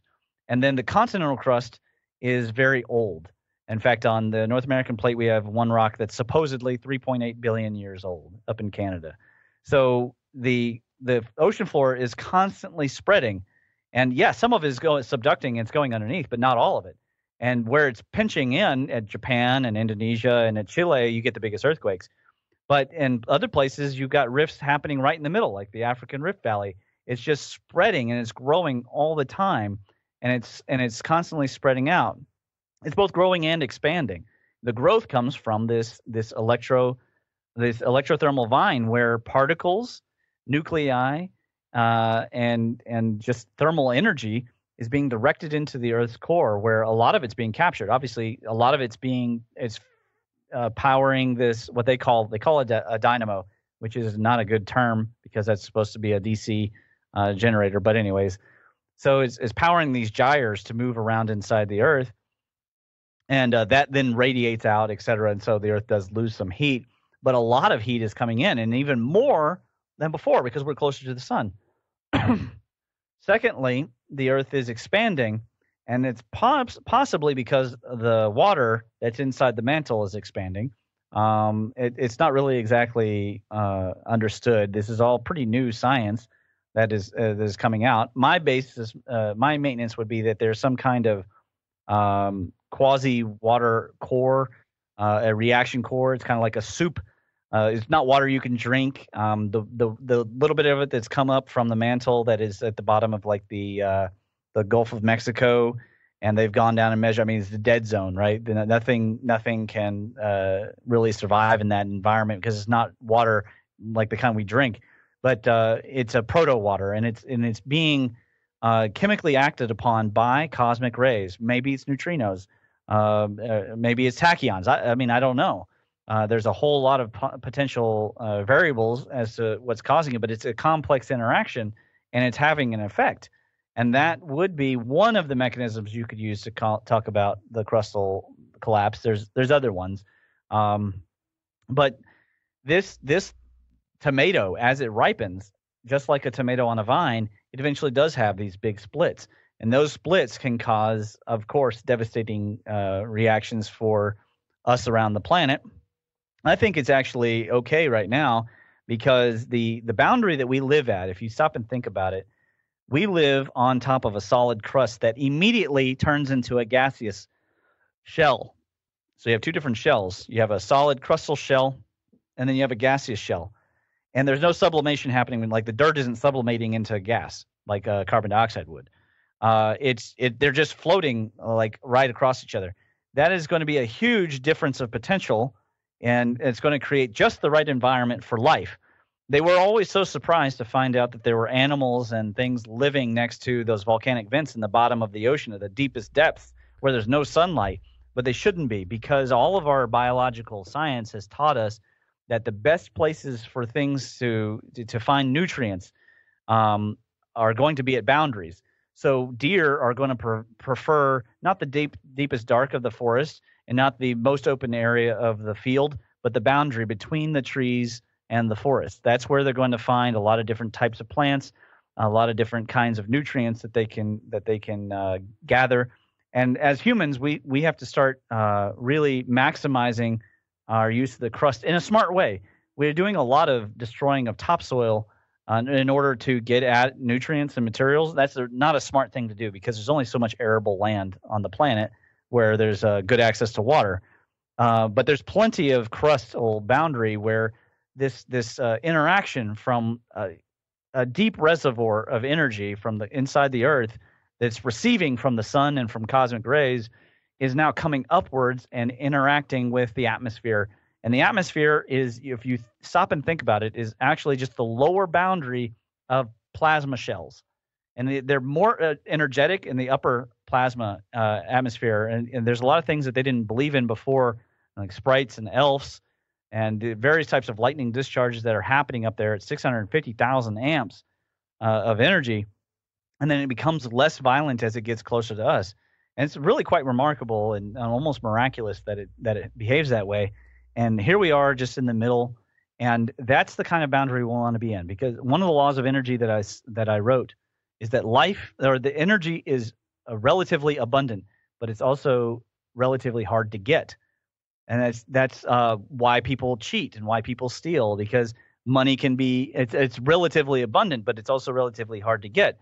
So we have to develop a whole science of living, of how to live. If you don't want to call it religion, that's fine. We can call it whatever. You could call it an almost an ethos of behavior in our society that is centered around how these laws work and how we can maximize them. And I don't mean maximize them like we do profits and where we crush other people, but maximize them in the way that we do like grayscale aquaponics. I think some of it comes from an understanding, and this is something I tell people all the time, that, you know, again, I'm not a physicist or anything like that. I build machines. And just from that alone, I know that there's no problem in the world that we can't fix. There's not a single one.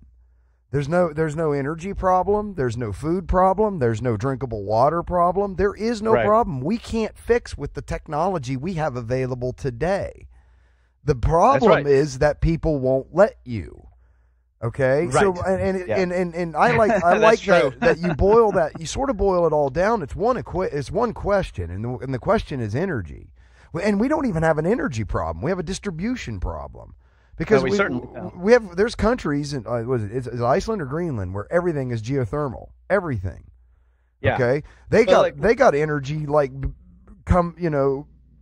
it's so cheap for them, but they can't get it off the island and get it to places that need cheap, abundant electricity without inflating the cost to astronomical amounts. Right. So So we have a distribution problem, but we really don't even have an energy problem. And even on the nuclear side, people don't know about the third and fourth generation reactors that got away from breeders and didn't. I mean, like, it's weird because once you make abundant energy, you make energy abundant and cheap, okay, and energy that doesn't have huge, enormous side effects, right?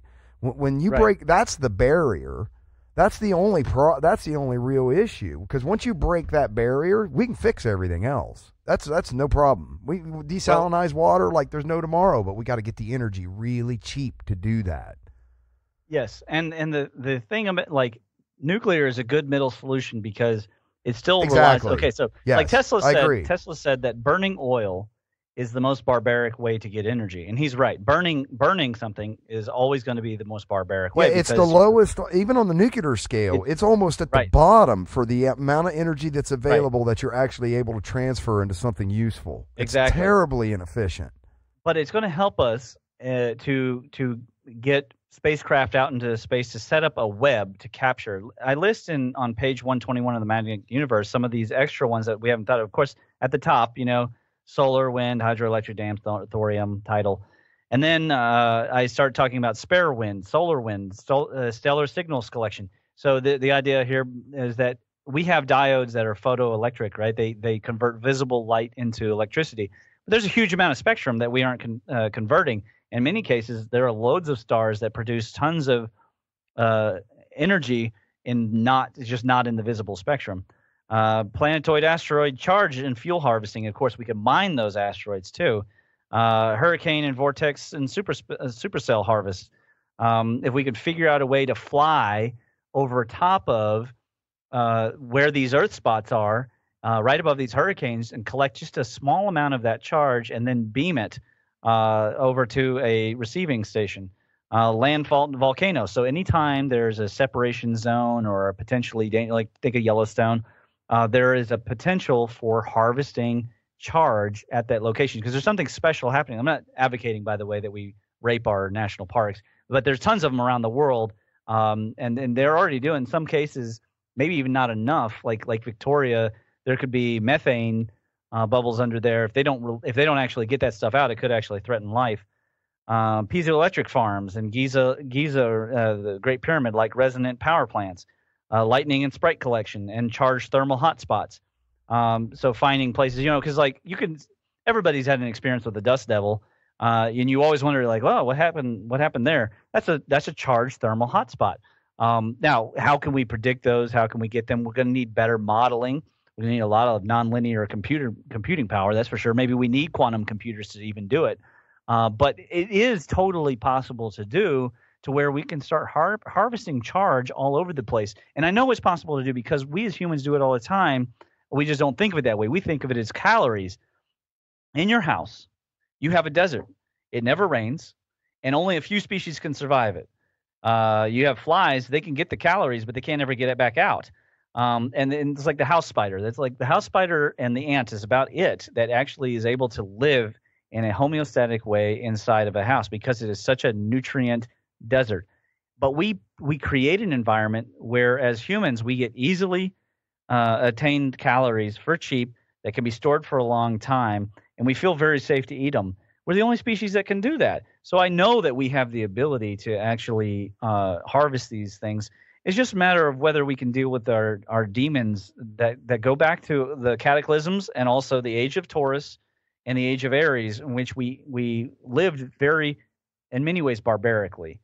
Sometimes it was an economy of plundering and pillaging, and that was how they attained their energy and their economy.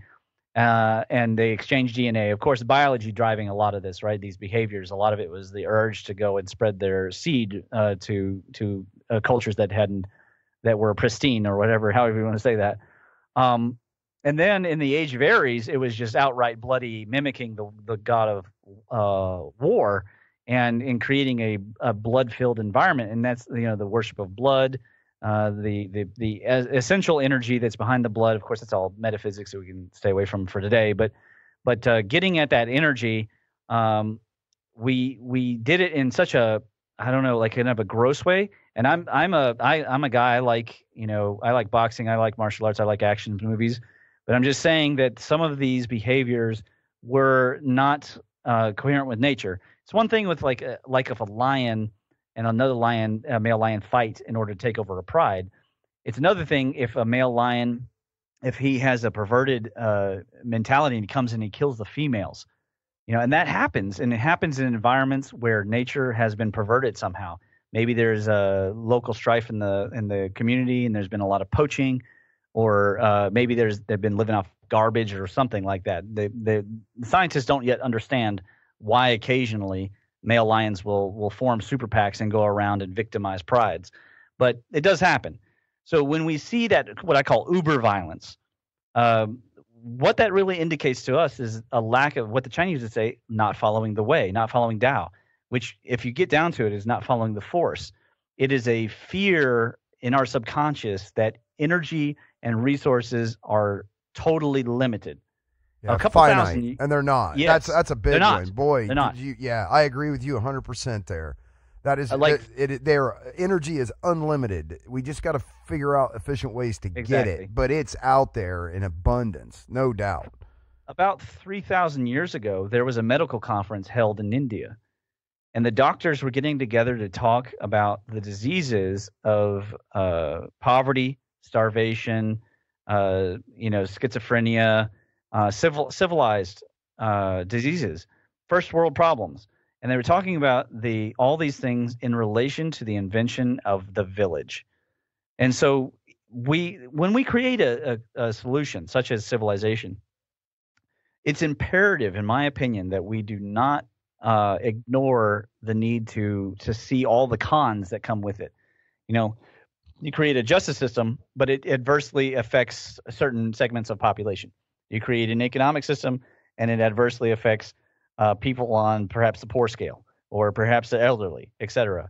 And so when we engineer these new ways of living over the next 500 to 1,000 years, assuming that we make it that far without having to be just reverted to Stone Age behaviors, which that's what Einstein thought, right? World War IV, we fought with sticks and stones.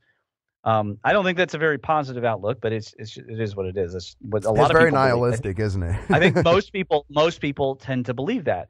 And some of that is because that was our experience, and some of that is because of the media that we share, and some of it is because we just aren't necessarily encouraging. He was a man too, man. That we have to kind of look at where he was coming from, because he was a guy that witnessed firsthand, largely, what human beings were capable of doing to each other. Yeah, So I kind of give him a break for that. Because of that, Well, yeah, I don't think he's as bad as a guy like Oppenheimer, who actually enables it to a huge new degree, and even talks about he's the bringer of death. Yeah, that's where science takes that perverted turn, that we can engineer wisdom systems, for example, that help to define which way. Now, people are going to argue, well, who's in control of the wisdom system? Well, all I know is this. The journal system that is based on who do you like and what things do you like, and we'll publish only what we like, that isn't going to work, because groupthink is a problem. There was that study or that article that came out about those people. They made up science, and then it got published, and it was all because it confirmed the biases of the journals. And it was a lot of that was science. And that's what I was talking about. Where now the papers are coming out that about the bias that's inherent in the system. Yes, and that was the repercussions of that. Yeah, they had one article. It was like rape culture and dogs. I mean, it was all sorts of just stuff that they had just made up out of their heads, and it was published. Why? It was published because it was what people wanted to hear. A certain set of people wanted to hear those things. And that is something that we should not have in science. We should have an environment where we can have plasma cosmology go toe-to-toe with Big Bang hypothesis, and for the two to hash it out. And what you're going to find more often than not, and this is what I predicted in the charged dark matter paper, is that they are going to adapt electromagnetism. And the sad thing is, because human ego being what it is and the victors writing history, they're going to say that they invented it all. and they're going to ignore Birkeland and Alphen and Donald Scott and Ralph Jurgens, and they're going to ignore these guys because it's convenient, and it's also unpleasant to talk about. When you look at, speaking of religion and science, the burning of Velikovsky's books. I mean, they were literally burning books, and it was led by the guy at Harvard. He was an astronomer, and he was just bent out of shape because Edwin Hubble had proved that the universe was a lot bigger than the solar system, and this guy disagreed, and he lost. So come 20, 30 years later, out comes this book, The World's in Collision. And he made it his personal goal to destroy Velikovsky. And he partially did, but then Velikovsky was fine for a while, and then Carl Sagan came along and did it. But we have to get away Sagan from did what? Put him out? Finished him off? Or what do you mean? He pretty much did. And of course, he was an old man by then. He was well into his 70s, and he didn't have a force of character. And they invited him on a show, and they sort of ganged up on him, and they destroyed him. And I maintained that the only reason that ever happened was Velikovsky had made enough. I did a whole show on this about the predictions of Velikovsky. He made predictions that if Carl Sagan had made those predictions, he would have won 2 or 3 Nobel Prizes. And so I think it was a lot of jealousy. And later on, he said it was a terrible affair, and it's almost like it was an apology, but he didn't really apologize. And Velikovsky was already dead, so it didn't really go anywhere. But and Carl Sagan was a good person. Other than that, that was the one blemish on his career that will haunt his legacy from now on, is that he picked on at that time very old man. And Einstein was already dead, so Velikovsky had no friends of the old guard anymore, because he was a full scientist, right? So he had no one to come. All he had was his predictions. And, Carl Sagan comes out. And there's been rebuttals to Carl Sagan that have been published that show how ridiculous some of his assertions are. But he said basically, in a nutshell, that Velikovsky was just being lucky. Well, no one's lucky to predict that radio waves are going to come out of Jupiter, and that Venus is going to be hot, and that it's going to be going the wrong direction, and all this kind of stuff, and that there's going to be water on the moon. No, that's not luck. That was him using the myths. And to me, that's a scientific approach. The scientists before that were making predictions like Venus was wet, and there were possibly plant life, and all these things that turned out not to be true. I don't know why it bothered Carl Sagan so much, but what's disturbing is that there was a cult of people who wanted to hurt Velikovsky, and that should not happen.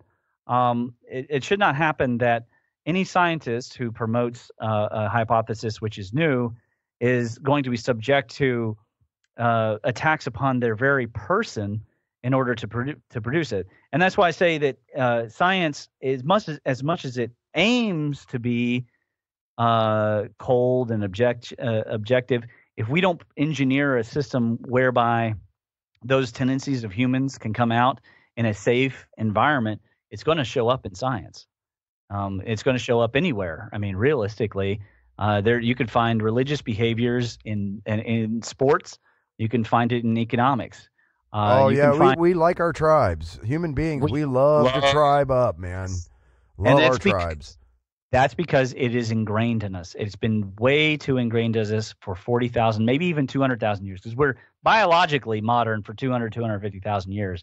Our minds necessarily haven't been modern, but it's possible that we've had that one religion with the proto-Saturn, the Atum Ra, the midnight sun, they called it. It's possible that God was what we grew up under, and that was the eye that always watched us. Imagine the effect upon a species, even that's only as young as 2 million years, to lose that. We will project it onto anything. We'll project religion onto the president of the United States, or onto our favorite sports player. Especially if that thing makes us feel safe. The more safe it makes us feel, the more we'll project power onto it, for sure. Right? Yeah. Or even give it an excuse to ourselves to save bad. And when you look at it in those kinds of terms, I go, you know what? This makes perfect sense, because as a species, if you're like, this whole concept of the machismo lone wolf just is so comical to me, because it's like lone wolves got eaten.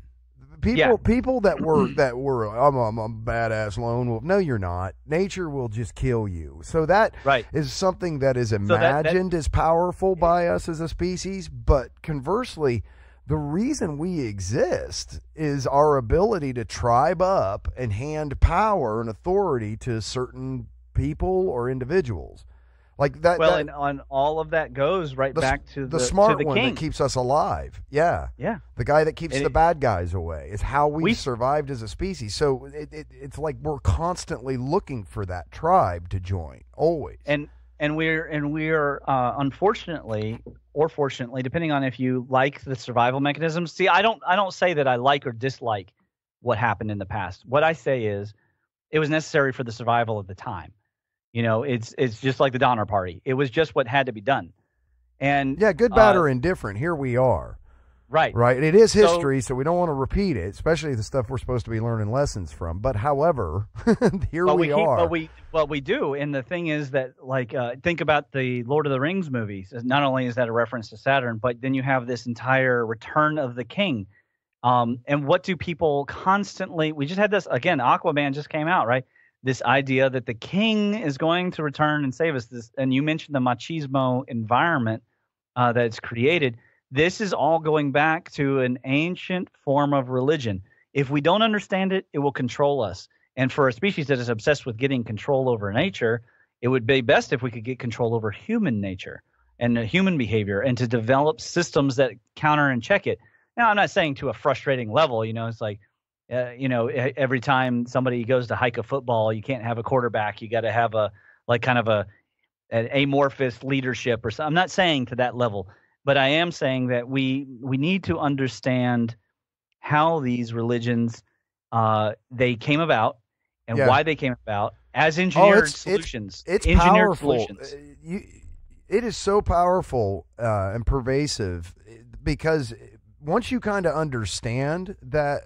How tribalistic really human beings are, you can just change your tribe, and just changing your tribe can have enormous benefits or ramifications on you personally and your life. Huge karmic changes. So paradigm shifts. Yes, karma. I'll give you that. Okay, but I'm talking about tangible, like physically tangible things, like your socioeconomic status can change dramatically just by who you associate with.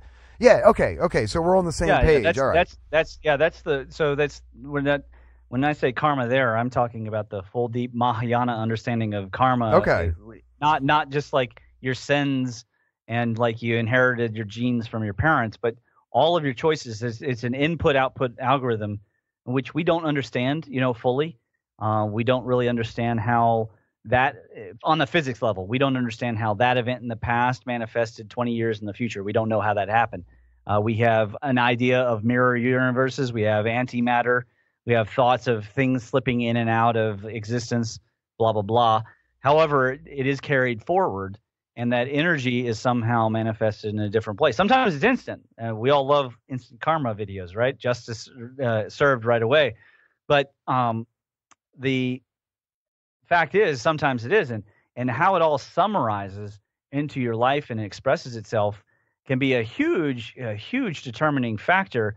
You could have some kid and his parents were drug addicts, and that leads him to become a drug addict. And then another kid, it leads him to become an anti-drug addict who advocates for total social change, and he affects massive amounts of people's lives and saves lots of kids from bad situations. Right. Those effects, we don't understand them at all. No. We could call them quantum jiggle or chaos theory or whatever we want to call it. We just don't understand it. But what we do know is what the Buddha said a long time ago: what you think about becomes reality. What you focus on becomes reality. Maybe that's how much energy we put into it, or maybe it's time, or it's some complex equation summarizing energy and time. But for sure, if we don't do anything, nature keeps on moving, and we just there are societies that spent a lot of time engineering solutions to problems, and those, for example, the Zhou dynasty. One of the ways that they maintained control, of course, one of the ways they maintained control was bloody war, but another way was that they rang bells in the palace in order to keep everyone calm, like keep everybody on an even keel frequency. Well, that's not what our society does. We're like, let's play all the loudest music possible, all very different, and we all have religious level beliefs about music. It's not as bad as diet. I mean, tell you what, people are willing to kill over diet, and which celebrities they like. They're of course very extreme fans. Or sports teams. People punch each other out over sports teams. Like, yes, yes.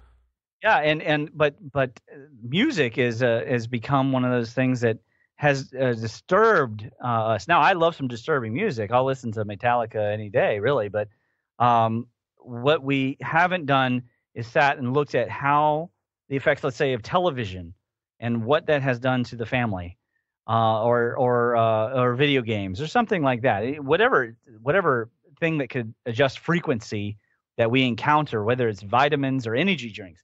You think about it, these energy drinks, they've taken over gas stations, right? But there's a lot of good evidence to show that energy drinks are very dangerous for young men, specifically because of the stimulant level is addictive to young men. And on top of that, they're already high in energy level. So it can cause cardiovascular problems in a large group of young men. Now, I believe in freedom, so I'm not apt to run around and get rid of energy drink sections in gas stations, but making them so readily available, it's like there's always candy and milkshakes and everything at every daggone place you go, and then we wonder why a society is obese, because we're not obeying the laws of energy. It's which, this is so funny, and boy, I could go on for hours about this, but it's which addiction we're comfortable with our children having, really, is what we're talking about, okay? Because what we say is kids can't buy alcohol. That's a chemical. Right? I mean, it alters your serotonin levels and stuff in your brain. Okay, right. I'm sorry. I'm not a brain chemist. It alters chemistry in your brain, right? I don't know which chemical it does, but it does. Right. And we say that alters it significantly enough that children shouldn't have access to that. But caffeine, because coffee, we're not going to worry about that. But now we're concentrating it into such enormously high levels, and it alters brain chemistry. It accelerates your heart rate and all kinds of things. But so our society's in this weird place where it's trying to figure out which addictions are moral and which ones aren't. Like, we don't throw you in jail for drinking wine and beer and liquor unless you go out and drive impaired and risk hurting somebody. Otherwise, if you're just killing your own liver, we don't give a shit, right? Go ahead, knock yourself out. But if you have any other type of addiction, or if you use any other mind-altering drugs that are on the no-no list, those will throw you in a cage and lock you up for the rest of your life at enormous taxpayer expense over. So it's like we have this weird dichotomy that we say some addictions more moral than others, and I'm not against the dichotomy. What I'm against is it to be totally reactionary and arbitrary without any design. Right. So, for example, I am generally I'm pretty liberal about with drugs that most of them should be legal. But I do think that bath salts and crocodile should. And meth and because they're not like weed and mushrooms, man. They're totally a whole different level. 95% of rational people would agree with you 100%. You know, I mean, they would be like, that makes total sense. Yeah, because you can look at the effects. You can look at the effects on the physiology of the person. Sure. What nature tells us is right and wrong. Yeah. You can see really quickly, and I'm generally advocating that with this plasma electromagnetic cosmology. Of course, we look at the past and we look at the science. We can analyze all these new science proposals that come out and say, does this make sense? But I'm also advocating that we go forward into the future looking at how can we modify our behaviors around what happened to us in the past and how did we respond? How well did we respond? That's going to take a complex sociological discussion. Have you ever heard the mainstream will have to be willing to do that kind of discussion? They're not willing right now to do that discussion, right? So I read this book. I don't know if you've ever heard of this author, Alfred Grzybyski. He wrote a book back in the 30s called Science and Sanity. Okay, and it's a book about I think he calls it the laws of general semantics, and I love this book. Okay, it's very chewy. It's a college level textbook, and the the point of the entire book can actually just be achieved. I think he even says it in the book if you just go to chapter 7 and just sort of read that. But this is a book that was actually used to that people used to actually, when you went to college, this was a college level textbook that they taught in, I think it was in Europe. But it's the laws of general semantics, and it's very much about how you can say words to people and trigger emotional responses based on the words that you choose. Okay, so it's like a study of how people react to what you say to them.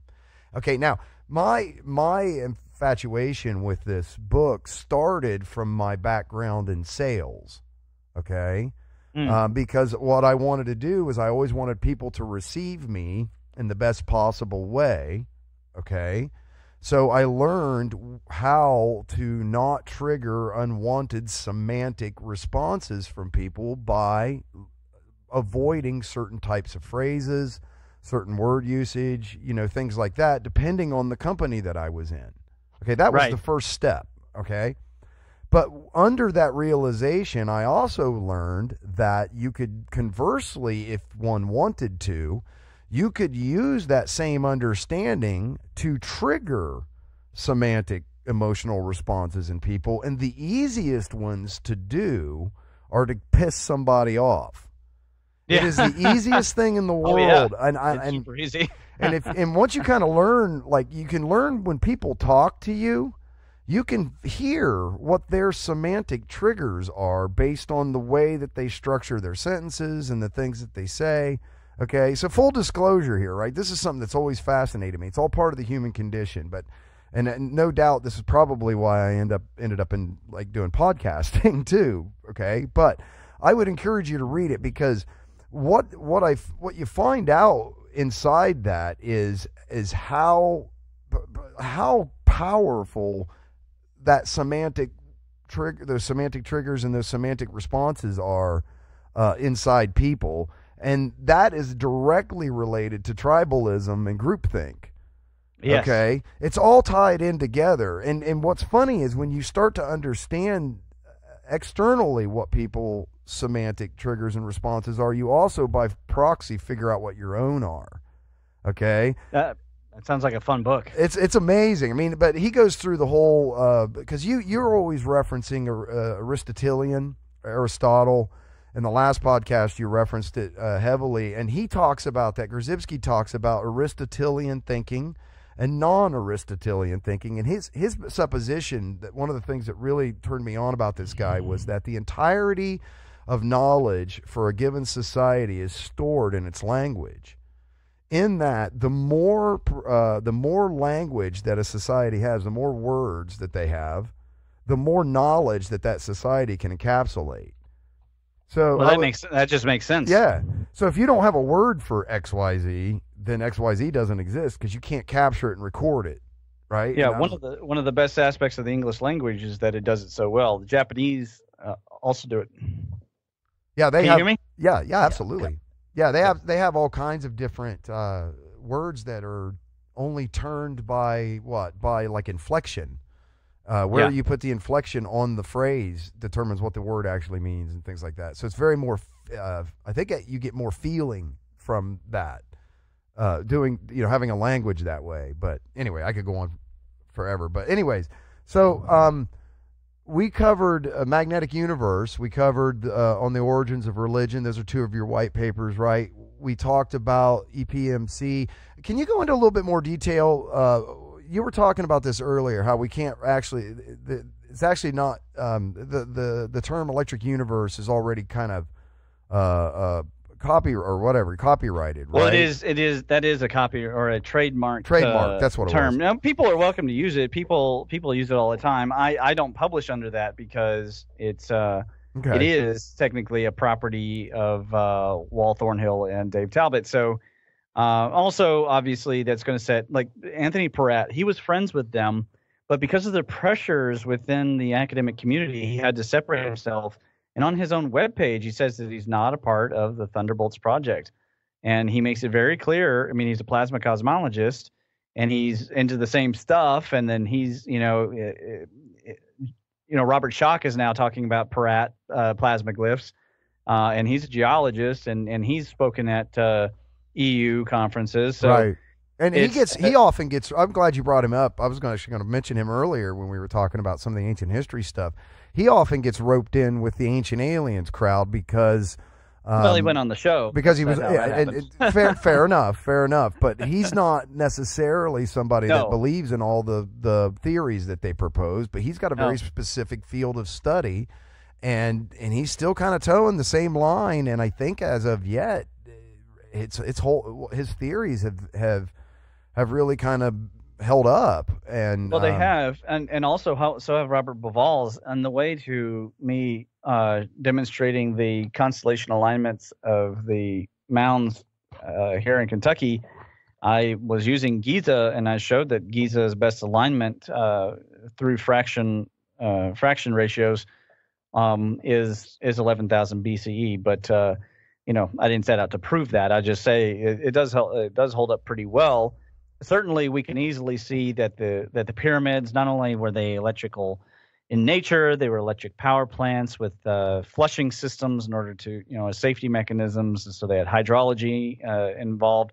That engineering level was way beyond what we see in the Middle Dynasty in Egypt, right? According to the Egyptologists, technology didn't follow the normal evolutional standards. It just went downhill. Neil talked about this too, that that some of these some of these places were actually created to serve an electrical purpose.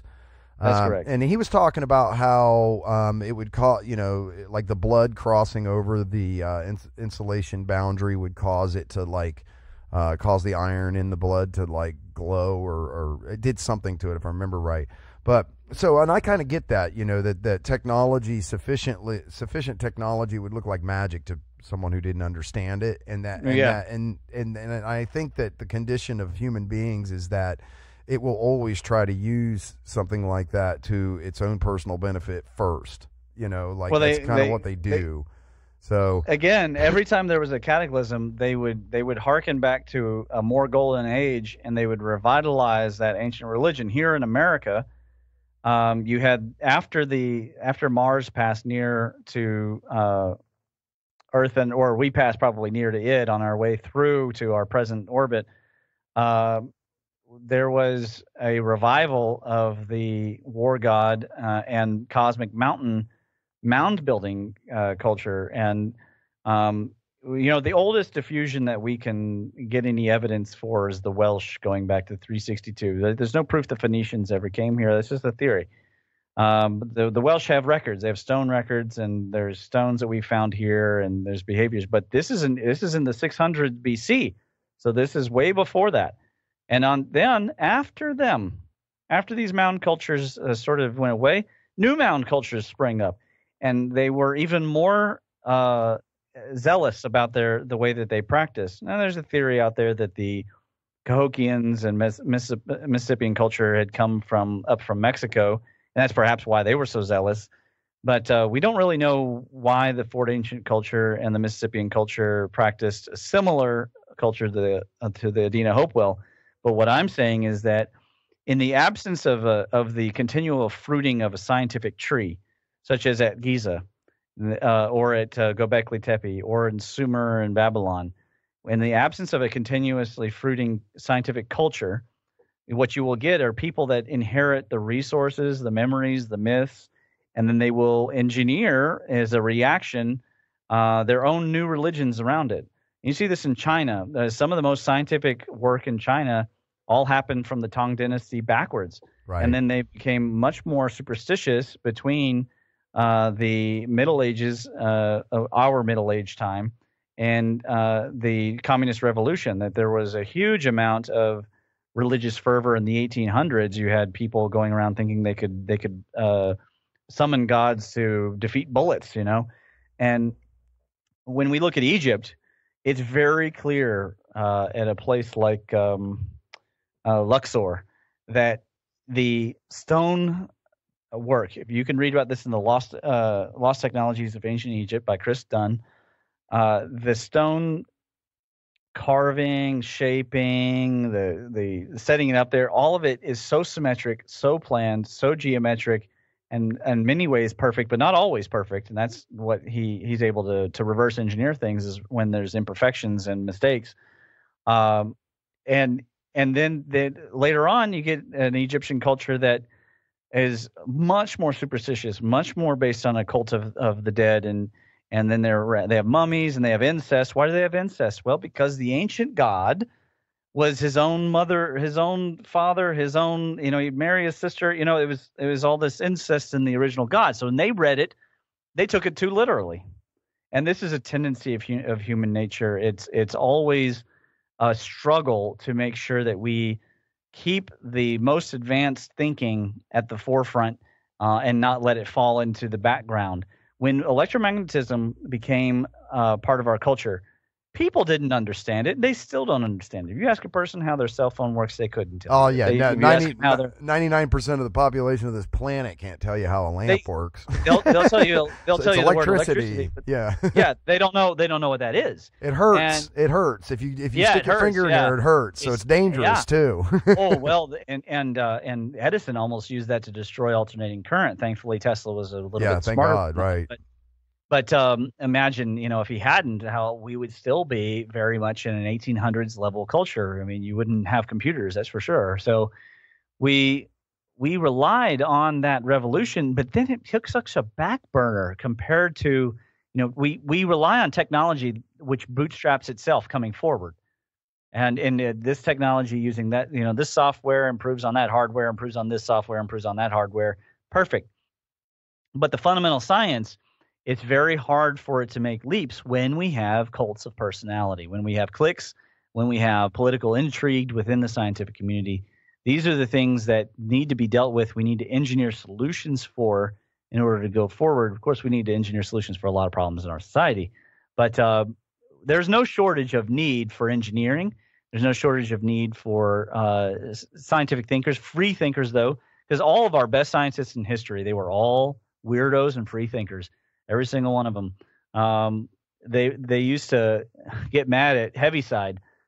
He was a black sheep in British establishment community, and now Heaviside, of course, is without his Heaviside's equations, everybody'd have to be using Maxwellian, very, very hard solutions. So Heaviside was very important, but he was a huge black sheep, and Tesla, of course, was turned into a black sheep. Yeah, pariah. That's partially political and whatnot too. And financially motivated and things like that. Yeah. And unfortunately, there's a point where science and technology, and we're kind of, like I said, at least not even theoretically. I'm sorry, the science is already there to put us into a world society where there's more than enough food, more than enough clean water, more than enough, for and for the growth of the future of this planet into thousands of years. Like this is what's sort of infuriating, is that it's all there, but we can't figure out who needs to benefit the right way from the financial transaction to make it all, put all the pieces together to make it work. You see what I mean? Well, we've got to fight the tendency of our biological programming, which is still not only tribal, but who we're willing to pass on our energy and our success to. Like who we're going to let ride our coattails, who we're going to create opportunities for. There's a lot of like, oh, I like the way they look. I don't like the way they look. I mean, and that hasn't changed much, because you can read that in the Romance of the Three Kingdoms. You can see that kind of behavior, and it's depressing, but it is part of human nature. I think we do the best when the large societies, themselves part of like tribe human. Like when you kind of get to that level, and it's like I'm on team human. I'm not on team anything else but what's best for humanity, period, kind of thing. When you kind of get your head around team human, that's I think that's good on an individual level. I worry about it when it's agenda, turned into an agenda only because then somebody's somebody's going to control that. Yep. And what I think is that we need systems that rely on some of the behaviors of humans. Boys are going to fight in school. So why is it that we punish them for fighting? Why don't we create safe environments for them to learn martial arts and grappling and things that actually have been demonstrated to help them evolve as people and become more, useful? And hey, if they wanna fight so bad, and you let them wrestle around, also make them do some community service, and often you find they end up being friends after that. I tell you, nothing makes you want to fight less than fighting. And I mean, right. And I exactly. I can't explain that enough. There is not a point in time where I ever leave jiu-jitsu and where I'm like, boy, I can't wait to go get in a fight. I'm exactly the opposite. You cut me off in traffic and I'm just like, hey, at least we didn't hit each other. I'd have no desire to no anger at all. I can explain that in my new charges distributive network Meridian theory. We'll probably do that on another show. But I did want to mention before we wrap up about these thunderbolts, because I know that you were salivating. Good God, yeah. Let's go back to the beginning, man. Boy, did we take got around it. We got around it. Yeah, we sure did. Go ahead. I'm sorry. So let's talk about the plasma glyphs paper, okay? So I wrote all these other papers in order to create a foundational network, because when I started the plasma glyphs paper, man, I was thrown in Hancock, and I had these plasma shapes, these petroglyphs from Kentucky, and it was just like, whoa, my brain is swimming with information. So I wrote all these other papers to provide my resource citations, plus I have hundreds and hundreds of other citations, Peratt and Thornhill and Moon. I have a whole series of plates just devoted to the moon and in the arc discharge shapes on the moon. And so when I looked at it, the thing that got me going were that there are asymmetrical glyphs that are typically in the Celtic culture. They're called the Alwyn glyph. Over here we call it Turkey glyph. But when you actually look at it, it's asymmetrical, right to left. So I started thinking about whether or not these were plasma connections that were actually between a certain alignment in the sky that impressed humankind. And it looks like a three-toe structure, but in the Ohio River Valley, it doesn't look like a three-toe structure. Now they think it does because they look at like the Eagle Mound in Ohio. And they picture that being a symmetrical right, left, middle glyph shape, and it's actually not. And I did the calculations to show that it was an engineered thing. And in fact, it's not only there; it also happens at the Alligator Mound and at an earthwork attached to the mounds that I had found about the pyramids the pyramid mounds here in Kentucky. And so I started looking into the rock art in Kentucky and found the same asymmetrical one that was like 1 foot, like moving on, like what turkey ever walks on 1 foot, So I started realizing that a lot of these glyphs are actually showing the interactions of these different bodies. And some of them show Mars and Venus, some of them show Jupiter and Saturn. Okay, this is what Neil was talking about, where they could physically see like these lines of plasma that would be reaching out to the different planets in the solar system. Yeah, so look at page 50 of the plasma glyphs paper. It's figure 26. So that's the file. That's the first file. Okay, I'm scrolling down here. I went way too far. Okay. This is Tar Springs Rock Shelter. I want you to look here, and you see the plethora of these weird turkey tracks. They are not. None of them are the same. They show. You've got some that go way off to the side. Some are extra long. And yet, now listen, you're calling these turkey. That's what they call shapes because it looks like a bird's foot, like a chicken foot looking thing. Okay. Until you really study it, then it doesn't. I mean, like just opposite. On the next page, you see it. They call that the turtle glyph, but it's got 5 legs, right? So it's not an actual turtle, right? And now look in figure 26. Could be like a really well endowed turtle or something weird like that, I suppose. But anyway, go ahead. Where are we going? Page what? Just the previous figure 26. Yeah. You've got 2 sets of spiral glyphs. And then you've got off to the other side, just above it on the other side, you have 2 that are interacting with each other. And there's chipping that they've actually carved what looks like asteroids going in between these. Oh, I see. When I look at that, I see eyeballs. Yeah, like, well, it looks like an owl. Again, they've used that I call that the owl. Yep, definitely. Right. And the guy, the giant Nazca man, and he looks like a spaceman. He's waving it, but he looks weird. He looks like E.T. Right. Well, right. So they're seeing the same forms happening over and over again. And guess what? These shapes, with these two spirals, are near each other, as well as the two that are across from each other with crap going between them. You can find that collection of glyphs in Canada, in the out west there by Vancouver, by the Haida people. You can find them in Ireland, Hawaii. You can find them in South Africa, all over the world. And now, if you go to the next page here, the figure 30. Okay. You see the same stick man, but look at him. Why is his one arm shorter than the other? Right. Why does one of his hands have 4 fingers and the other have 5? Because these are plasma shapes. This is what they're looking up into the sky, and they're literally seeing this stuff in the sky at night or during the day. They were super bright too, right? And they can see them all the time. And the planets too, because they could take a look at the right. One of the oldest glyphs here, the Big Turtle Rock Shelter petroglyph site. You have a concentric, they call it the concentric circle, but it's clearly a hexagon. Now look down here, that's Saturn's North Pole. It's a hexagon. Okay, so there was an alignment in our constant. And where do we find that alignment reference to? In Greek and Egyptian myth. Okay, so I started thinking about this story that was shared to Thomas Jefferson, and the Delaware told him that it was the Native Americans. Yes. Okay, go ahead. Yes, the Delaware chief told Thomas Jefferson that it was, and this is right at the very beginning of the paper. It told him that the great god came and sat down on a mountain and stamped his foot, which means he shook it, and then tossed thunderbolts at the animals and slaughtered all of them. And then there's another story from the Dakota region, which called the Lakota people, called the Battle with the Giant Animals, and it says the same stuff.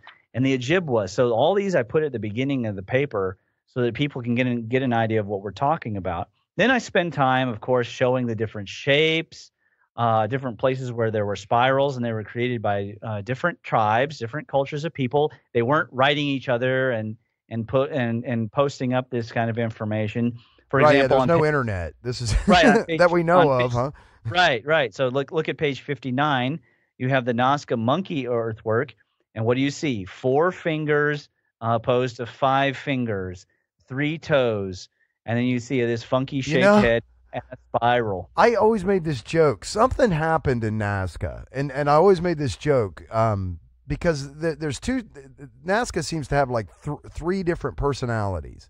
One of the personalities is really long, super straight lines that make boxes with very precise angles. Okay, that's one personality. Then another personality is like what you would look at and go, wow, that's beautiful Native American type art. I see it. And then the third personality is like the 2-year-old did them. And they look like something like, that's when you were a kid, you put that one on the refrigerator. I'm not sure why they painted that one on the ground. But if what they were mimicking was what they were seeing in the sky, then that leads a lot of, because I was like, they were so precise about these other 2 personalities. Beautiful, sharp, and then the 2-year-old. I don't get that. What if they were very precise about what they were representing with what they were seeing in the sky is kind of where I'm going with it. And all of them were difficult to do, right? You can't just walk over and do it because of the way the sand is. If you expose it, it changes the color. So when you go to the next page from the monkey, you see here at Dismal Rock in Kentucky, you see the 2 spirals again, and you see what happened on the glyph. Look at what's happening. Now they have it ordered in the wrong direction. They have number 6, then 5, then 4. 5 is the Alwyn glyph. 4 is the asymmetric glyph. 3 is when it all went to hell. And then the last little bit that's over there, that's when only Mars and Earth were left. So this appears to be like a cross. And so this is what is happening. This shape is sort of, they're giving like a chronology. Yes. And they're saying that this is a chronology, and this shape moved across the sky. And at first it looked like more like a T or a cross, and then it became more like an acute angle with a middle leg, so like a chicken foot, which becomes more chaotic and then turns into like something exploded, and then a single line. Right. So because you're saying all that was left was the energy that was interacting between a couple bodies by the end of all this. These are the thunderbolts. When the eagle, they call the thunderbirds, and they actually were spread across the sky coming down. This is the origin of that event. The discharges were so powerful. It was like chronologically it moves 1 to 6. I'm sorry, I was looking at this left to right. No, it moves from 6 over. 1 and 2 they're not related. They're up in the sky. This is telling you where they are. Now the astronomer natives who carved this assumed that they would always be in the sky. Of course, that's not true. And if you look over on White's petroglyph on the opposite page, you can see how old. So that's where because these spirals show up all over the world in carvings. All over the world. Okay, maybe they just had an appreciation for, what do they call that? The 1, 3, 5, 7. Goes up X. Whatever the hell. Anyway, or they were. So it just gave me an understanding that maybe they understood mathematics. Okay, and that's possible, but they're so explicit. For example, if you keep going to page 64.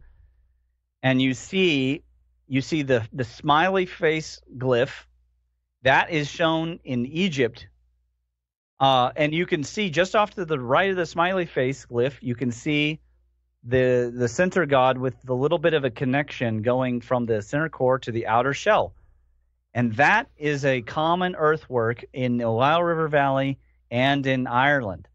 There is a connection, and that has to do with arc discharging. That has to do with the thunderbolt when it lands, the way that it carves the land up and actually excavates part of it. And there's an example shape of that towards the beginning of the paper. I show on page 19 how symmetric one of these thunderbolts. This one was a very large one at 1,600 meters across, at 5,420 feet. For people, and you can see that it has no bow shock. It doesn't have the same features as the other astrobleams here in Kentucky that are located above Middlesboro and at Jeptha Knob. It is a straight down, and it carves out and it leaves a crust. But occasionally, it also has a crater rim discharge, and that's what creates this formation off to the side. And you can see they also on that figure 45 show this the same face. But it's like there's a little difference. It's either bigger or something's moving, but it's older. It's more faded. And then the next page on figure 46, it was so important they created an embossed version of that owl face glyph, and the Alwyn symbol is carved in, and they're trying to show at a completely different location. No, well, these are both Sparks Indian House, but a different location than the ones we were looking at before. This relationship that was happening in the sky. And what you don't find at these sites, you don't find pornographic images, you don't find name carvings, you don't find language proper as we discover or talk about language. You find these strange shapes that, by the way, show up at Paper Rock in Utah and in Australia and in Hawaii and all over the place. It's the same set of beliefs. Now, if you go again to page 67 and you look, boom, they laid it out right in front of you. You see the great man on the left, and he's standing, and he's coming down from a two-faced god. Now, this goes into we won't be able to get into, but the Janus, the two-faced god of destruction that we named January after, right? Our months technically start in March and go on to December. December is the 10th month, but it was the 12th month in our system, because January is an inserted month that came around later. And it has to do with Janus, the two-faced god of destruction. Now, what's this great god reaching out to? It's reaching out to a small planet with a lot of craters. Okay. That's because the age of this Reedyville petroglyph system goes right back to either the Mars or the Mars and Venus, between Mars and Venus, and the cataclysm that happened 1600 BC era. And you look below that, it's another set of owl eyes with crap in between them. Right. And they're repeating these motifs at various sites all throughout Kentucky. And they're not the kind of tribes like we're thinking of where they go around and they talk together. They didn't talk. They fought. And if you go again to the next two pages, 68 and 69, on 68 you see, again in Kentucky, the great man with his funky shaped body and an entire election. You can't mistake the toroid that's over there and the spirit world that's above. And then on the right, you see the Black Dragon Canyon. They only revealed this after doing some restorative work. Before, the Earth creationists were saying it was a pterodactyl and a human, and the mainstream was arguing that it wasn't. And then when they uncovered it, boom! What do you see? A great man with thunderbolts coming out of his hands, with owl eyes, and you see animals with fire on them. And then look over to the right, you have a comet. It looks like a snake, but it's not a snake, right? It's a giant, long-tailed thing with yeah, it'd be a cyclopic snake if it was. Yeah, it's weird. It's like, with ears. Yes, and it's radiating out. And down below on the same page, I show this in Sumeria, those same ancient smiley faces. They're not really smiley faces, right? And when you go to displays of Chinese art, you find the same thing. They'll have these people riding on horses with flat faces and very unhappy, kind of flat-looking faces, like their mouth goes straight across. You see that glyph all around the world, and it's not actually a face. It was anthropomorphized as a face, but right. It was actually several different. It was just like how the Hindus do. They have different levels of gods, and sometimes the gods repeat themselves. And they come up over again and again, the same powers ascribed to different gods, because actually it's the same god, and depending on the category of the behavior, they would give it a new name, right? Or if it came from a different culture, it might have a different name. Or God had different names based on on his mood in the Hebrew, or the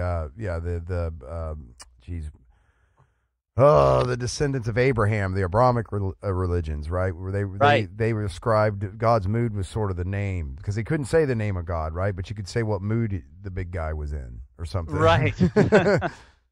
Right. And so I started looking at all these different structures, and I started finding evidence that this mound culture was really, they were doing one of two things. They were either looking at places where there were the sea hinges, where there had been a discharge, and they used those crater rim discharges as entrances to a sacred area. Perhaps they would put a stone hinge, perhaps a wood hinge in the center, but they never buried anybody in them, never. And then in the conical mounds, which are raised from the lifting action, and what they would do is over time they would keep them around. They would keep piling on dirt by hand. They didn't use wheelbarrows. They would pile it by hand and keep it up. And of course, they also made these what are so-called serpent mounds, but they're actually Venus comet mounds. But these different kinds of earthworks were centered around this connection from heaven to earth. And the events, even in Exodus, when you talk about what can lift up the Red Sea and why would it fall, electrostatic attraction can lift it up, and why would it fall?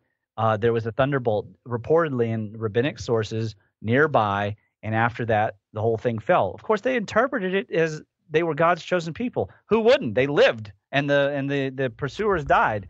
No, or just annihilated. Yeah, by nature. It would definitely give one the impression that there was some divineness to what had just happened. Yes, of course it would. The whole world felt that way, but the Hebrews did have a particularly close show, I guess you would say. Like they recorded that show. They kept it alive up to the modern day, to their credit. And people, they want to say, well, it never happened. There's no proof. The Apur papyrus is the proof that it happened. That's the Egyptian account of the entire thing, and it perfectly parallels the entire event. That's kind of how I got my mind around the whole, because the Spanish basically wiped out South America, wiped out the South American culture, right? When we're talking about Cortez. Am I saying that? Is that And But what happened? I'm like, wow, man, how the hell did that happen? Well, what happened was they brought in the diseases when they came in, and then what happened to the people was basically apocalyptic. So you would say, okay, well, these guys are the ones, you know. I mean, the people that came, and then everybody gets sick. Like, you know, 7 out of 10 people get sick and dies within a year. And it just goes through and wipes out entire population. So then the people that survived thought something, you know, divine had happened to them. Right. Because without no other understanding of germs and germ warfare, basically. A force beyond our control. Yeah. So. Right. So skipping forward to page 108, which would be the second file, I started to look at how would one actually calculate these things? Now, I started with classical electromagnetism because I call that napkin math, right? You want to know, are we producing the level of power that we need to describe the megafauna extinction under these conditions? A, it has to wipe out a select group of species without wiping out all species, and it has to do it all over the world, right? It can't be only from a radiated environment of a comet. B, does it fill in all the gaps we need to explain those kinds of things? Like, for example, they'll blame humans for wiping out of the megafauna species. At the same time, they'll say there weren't enough humans around that could possibly eat all the mammoths and all the mastodons and all the ground sloths. C, can we permanently change the environment of the Earth and warm it up? Is there enough energy to melt 2,000, 3,000 feet of ice, potentially 6,000 feet of ice? I don't think you can impact any area. You can maybe create a nice environment, but you can't impact a nice environment like that, like the people, the alternative impact the theorists were proclaiming, and melt that much ice. You can't, and certainly just because you hit North America, how are you going to do it for Siberia? And then how are you going to explain the effect on the mammoth-like species that went extinct down in South America? So I started looking at what kind of power levels are we talking about, and using various calculations that I won't bore anybody with. I came up with some numbers that were surprisingly good. Unfortunately, I went and talked to a plasma guy who works for the Sapphire, and he said, "Well, that's not going to work." And as it turns out, he's right, because in Sapphire, they just released some new results. They found out that the permittivity of free space or vacuum space inside the chamber under plasma conditions is only 8,000 volts per meter and not 20 megavolts per meter, which was the number that was on the internet at the time I had produced this paper. Right. So if only I'd waited another year, I guess. So we're talking about the amount of voltage it takes to span a gap. To span the gap. Right. And you're saying in a plasma environment, that voltage is much lower. Much lower because it's conductive.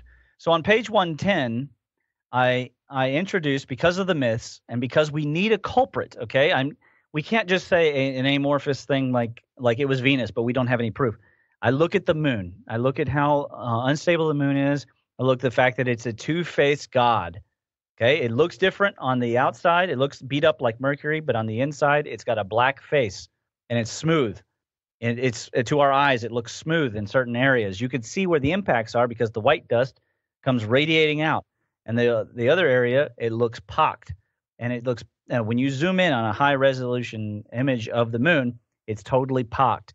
And so I proposed that it entered in and had passed close to the Earth, and had introduced these thunderbolts, and I used the distances, anywhere from a third to a half the distance in order to try and create a connection. And then I go in and I talk about how Io and Jupiter have a proven connection, and so does Saturn and Enceladus, by the way. And then I start using the calculations from some magnetohydrodynamics from a plasma physics book by Don Gurnett. And I come up with some numbers that are just as frightening. They're not the same level of frightening as the classical electromagnetic numbers, but they are still, in the end, we're talking H-bomb power levels at a minimum. And I try to step through with They're talking like per lightning bolt. And I'm using conservative, right? I have a minimum, a maximum, an average, and then I limit it. And I mean, we're talking about like here 3 times 10 to the 9 kilocalories. Just massive amounts of joules. Like some of the numbers. I mean, they weren't Yolta joules like I had in the classical magnetism, but they were pretty high.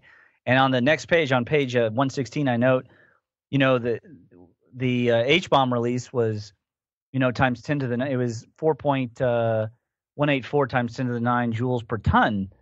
And then so when you're comparing these kinds of numbers, the number of joules coming out, when you're talking about the maximum level at times 10 to the 25, these are really powerful blasts, man.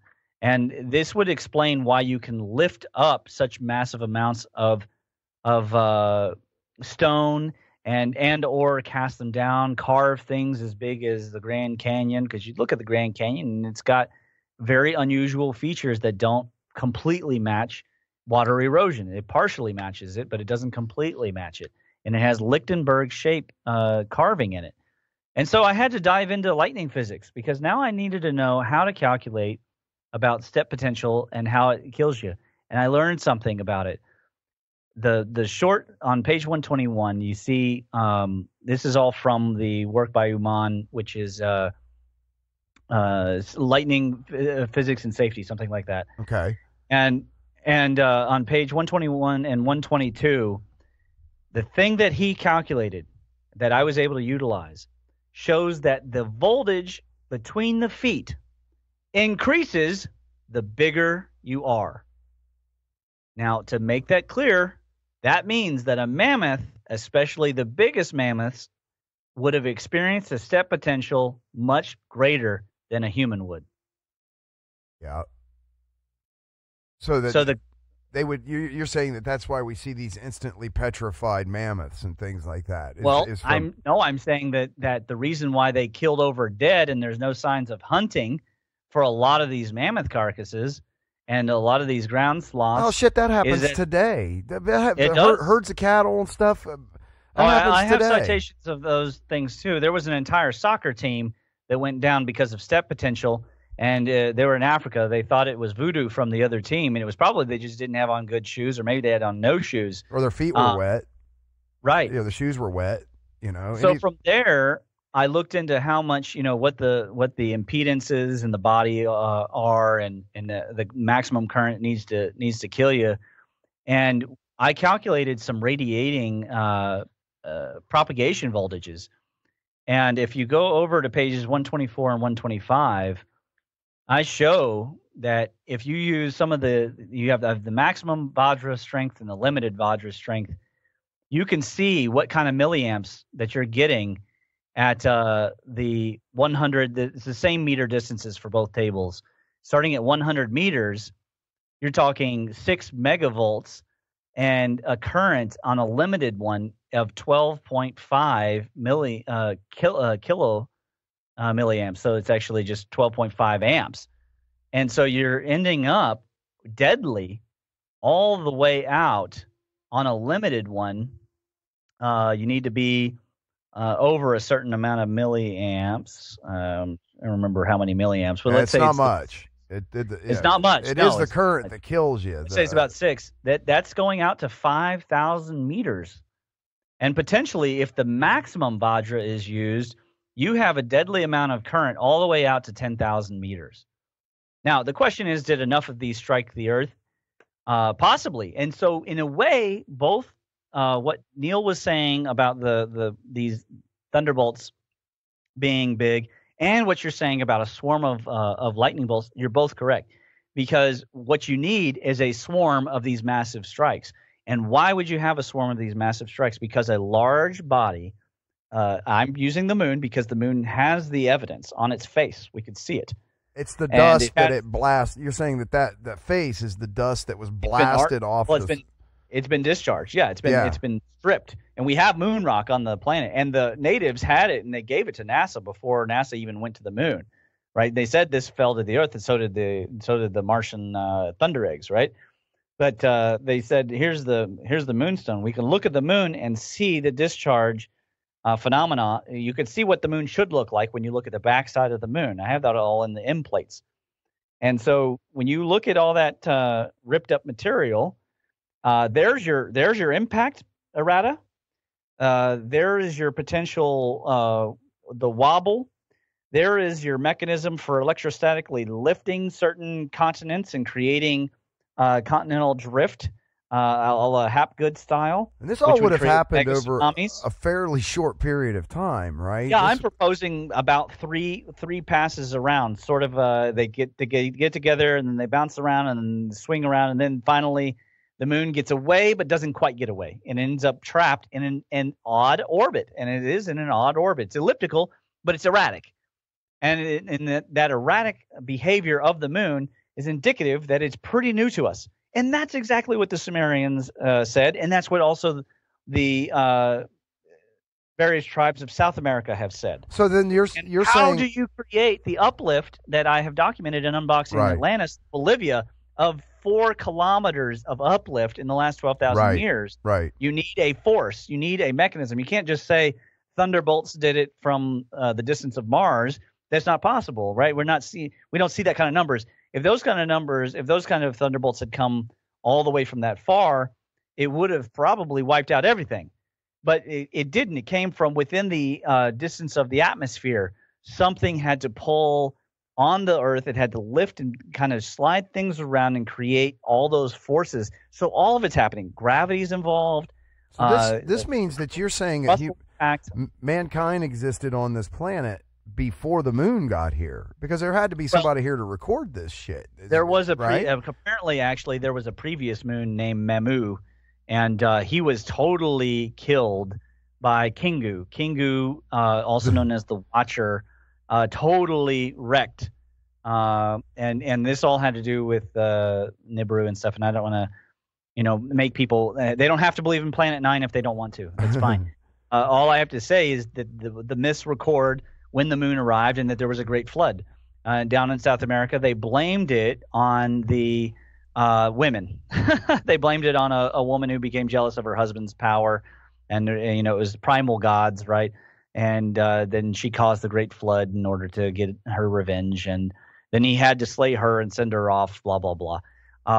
But the Sumerians, they just said that Nibiru established, or Marduk established, the moon as a watcher upon the earth, and that the previous lover, Mamu, was destroyed, and probably because it was small. It was probably only asteroidal of a sort. Apparently, though, the Earth, it's Tiamat, at one time swelled with up to 11 satellites, and the Sumerians interpreted this as she was trying to go to war with the gods, and so then that's why Nibiru was sent in to kill her.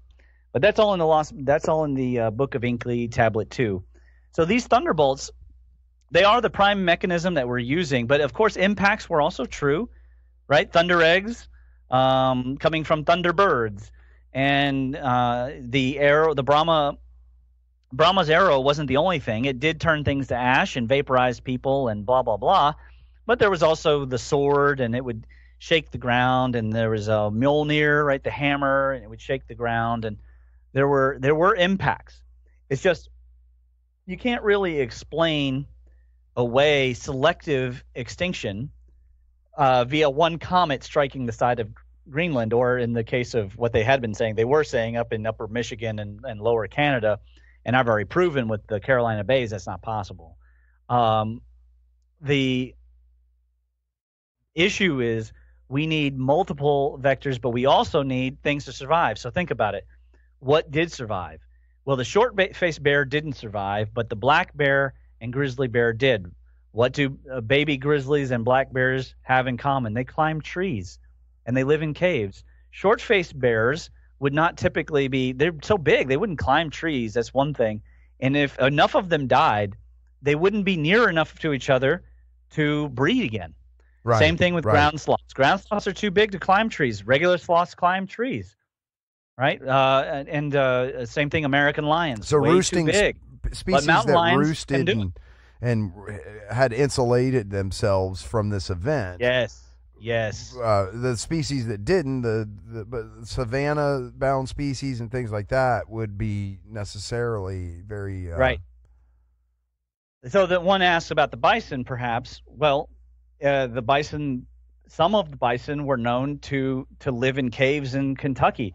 And then what happened? They had an explosion in population that was unnatural prior to that, right?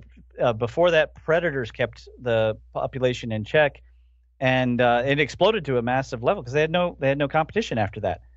All right, yeah, unlimited grazing and lands. Native Americans didn't hunt them to death. This is a thing. It's really kind of sad that we blame Native, like Paleo Indian and American Indian peoples. There are things that they did certainly to each other, but there's the same things that people did around the world. But what they didn't do is wipe out species. If anything, they had better land management systems than we do. And we know this because of Yellowstone and what happened to Yellowstone after we took it over from the Lakota. Right. Okay, we screwed it up royally. So the Native Americans did not kill off the megafauna. It's impossible. There's too much. We're talking about too much meat and not enough manpower. And it wasn't disease because you can't get diseases to swap between all these species. And the extinction vector is too selective.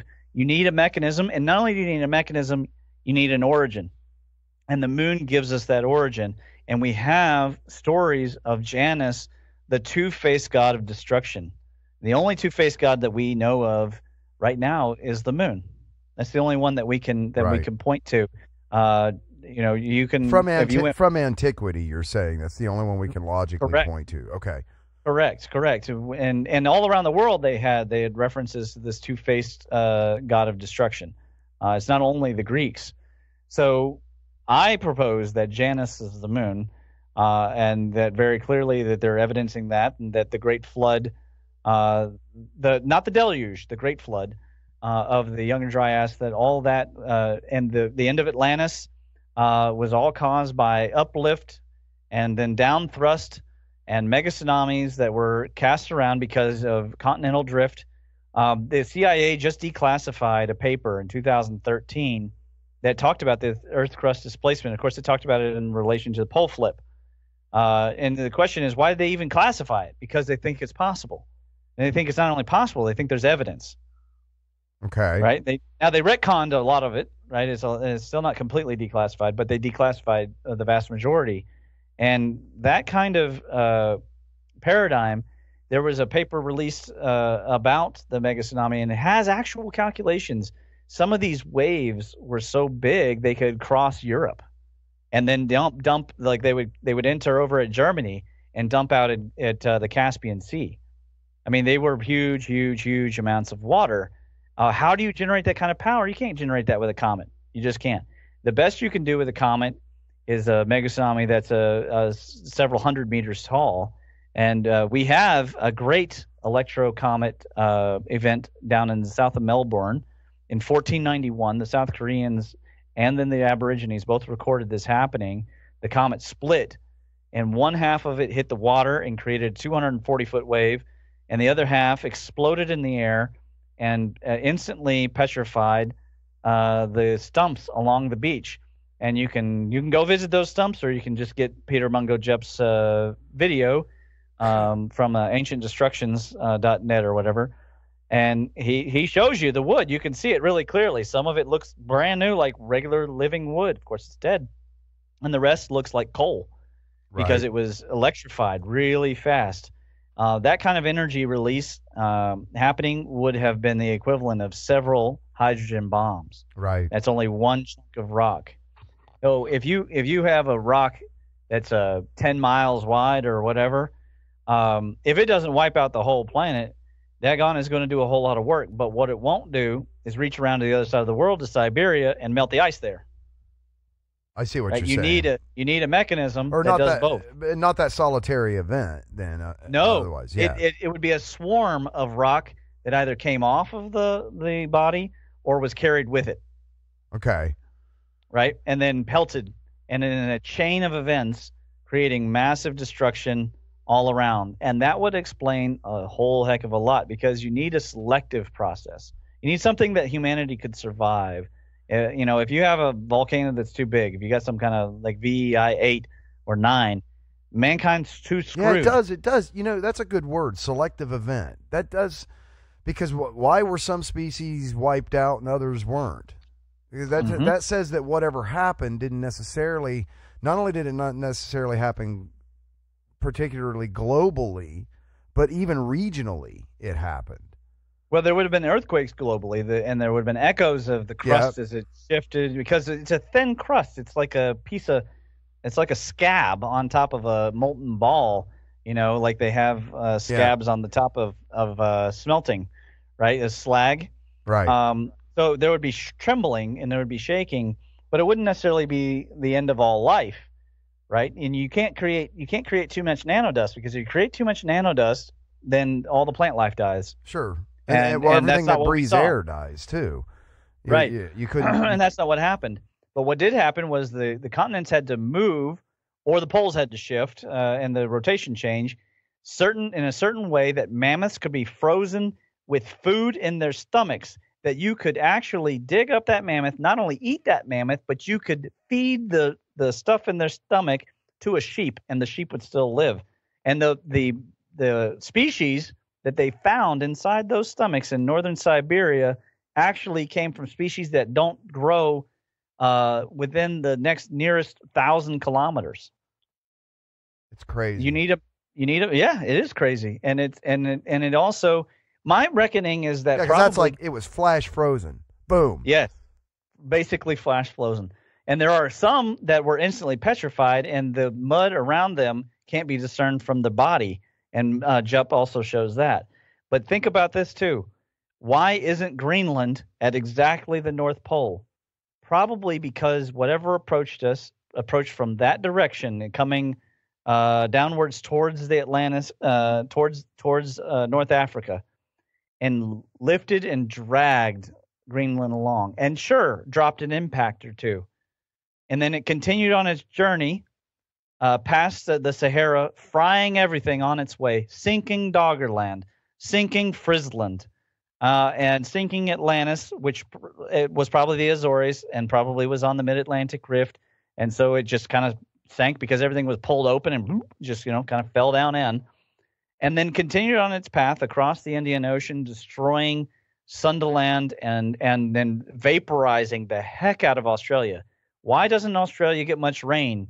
It doesn't make sense for Australia to not get hardly any rain west of these of the mountains there that are on the East Coast. Well, it does if you think of it in terms of dumping a charge, or as the Sumerians called it, placing the tablet of destiny upon. And in any place that was struck by these thunderbolts was left with almost an irreparable mark, where the charge did not behave the same as it did before. Now, I don't know why the Ohio River Valley would get better. Perhaps it didn't for a long time. There's certainly a lot of evidence that shows that people didn't develop here at the same rate as other places because it was just so hard to live in this region. But there is a clear vector of destruction that goes from one side to the other. And then I would propose that, again, after the close passage, it would kind of bound out. Then it would kind of come close a little bit, but not as close. And then eventually it would swoop out and head on out to where it is. That kind of event would create widespread devastation without necessarily wiping out everything, leaving things that live in trees, that live in caves, that fly in the air if they could survive the catastrophic winds, to not only get away with it then, but then to thrive. And what do we see? Trees that aren't any older than several thousand years. Why? Because they were wiped out before that. Okay. So you're saying, so that's a unifying kind of theory is sort of. That's exactly the point. Yeah. It takes, so all of this, what this all does is it takes like ancient cave art, ancient structures, things like geology, and sort of puts it all together and says, look, here's an idea that sort of makes all of this kind of make sense. Right? Yeah. That's the theory. And that theory. But again, it's all based on a myth that's been handed down, and the myths are listed in the front and the back. I read several other myths from the other cultures, again, later on in the paper, so that it can drive home the point. Without being too heavy, but it's, I list Aztec myths and Australian myths, and several other evidences that bring it all together. And then I have a whole series of places to show you, Right. and I show the arc discharging on the moon, and I show the serpent mounds and what they mean, and I compare. And that's why I am so particularly happy with the paper. I'm not saying, though, by the way, that these Thunderbolt models that I've generated are correct. They're probably not. They're probably either too weak or too strong. And But at least you took a crack at it, is what you're kind of exactly. getting. Yeah. We really need computers. We need for not only to finish with the Sapphire modeling, but it needs to get to a whole new strength where we've combined magnetic hydrodynamics and we've combined QED to create an all-around model. There's also the possibility that instead of spherical radiation for the step voltages, that I really should use a cylindrical radiation because of the thin. When you get out to certain distances, the voltages might not be propagating in a sphere anymore, but might have to go further in a cylinder, but it'd be a very flat cylinder. It'd only be as thick as maybe the topsoil or the first layers. Yeah, because I thought lightning was always a surface event anyway. So right, it would be largely determined also by the I would think by the rock structures and all the different conductors and everything that's in that local area. But one thing that you've got to remember, they have actually dug up. There are these tunnels, and they covered this on Neil Thompson's Electric View. There are these tunnels that the mine companies have come across with fantastic riches in them. And they look like, how when the lightning strikes the sand and you get that radiating Lichtenberg of glass? Right. Like that, but on a massive columnar scale going down well below the limestone tables. And if it gets into that level, it's going to spread really fast and really far. And then it's going to be mostly a cylindrical radiation with spherical emanations coming out wherever the limestone crops up and then encounters wet soil. Right. And the variation of the type of soil and the wetness in the soil is going to create some differing levels of effects. Remember that the Delaware, we're talking to Thomas Jefferson because Thomas Jefferson had asked he specifically asked what happened to the mammoths at the Big Bone Lick of Kentucky. So there had to be a mechanism that was related to this area. And I found the Thunderbolt strike site here near to Lexington that is 1,600 meters wide. Is that the one? I don't know. It could be the one that's at the Great Serpent Mound. I don't honestly know. Or it could have been hundreds of them because it's made it sound like the Great Man, which is those upturned arms, right, came and sat down in his mountain, and then he tossed the thunderbolts down and eliminated all of them. And what we see in the Greek myths, at one time Zeus eliminates everybody by striking with lightning bolts. And then he goes along and he tosses stones over his shoulder, and people came and they come back to life. Well, probably because they were in caves making babies like crazy while this was going on outside, just like at Cappadocia or Derinkuyu. And then once it was safe to come out, they came out and just procreated all over the place. Right. And a lot of the predators and a lot of the competition had been eliminated. That's correct. So that huge explosion. Right, huge explosion of a population and we know that if you remove a predator, another population flourishes because of that. Yes, we see that in nature. You know what I figured out, man? I did 3 hours with Neil. I've done 3 hours with you now. No, more than that, like 5 with you on this subject. And I don't feel. Am I right? Are we not even scratching the surface of this stuff? Well, I mean, we've done a good scratch here. Okay. We've eliminated a lot. We haven't been able to talk about how the sun has too few satellites to cover it, being here. And there's a whole list of astronomy. Of course, people need to go and watch the Thunderbolts videos. They need to watch the documentaries in order to understand my work. They probably should read some of the foundational papers before they jump into plasma glyphs. Okay. So they'd read the EPEMC paper and read On the Origins of Religions and the Plasma Electromagnetic Sky, which explains the Hegime theory as well as the electrothermal vine. But it's a pretty good dent. What we haven't been able to do is now take it to the personal. And by the time we next talk, I will have finished the Meridians paper. It's technically done, but it has all the citations to do and stuff still. So there's a whole realm of practicability to talk about with what does it mean when charge is excessive in the body, and what does it mean when it's not excessive. There's a whole way of talking about how to live under that kind of understanding that things come in, things go out, because we all have an obsession with how much green energy that we can keep in our account.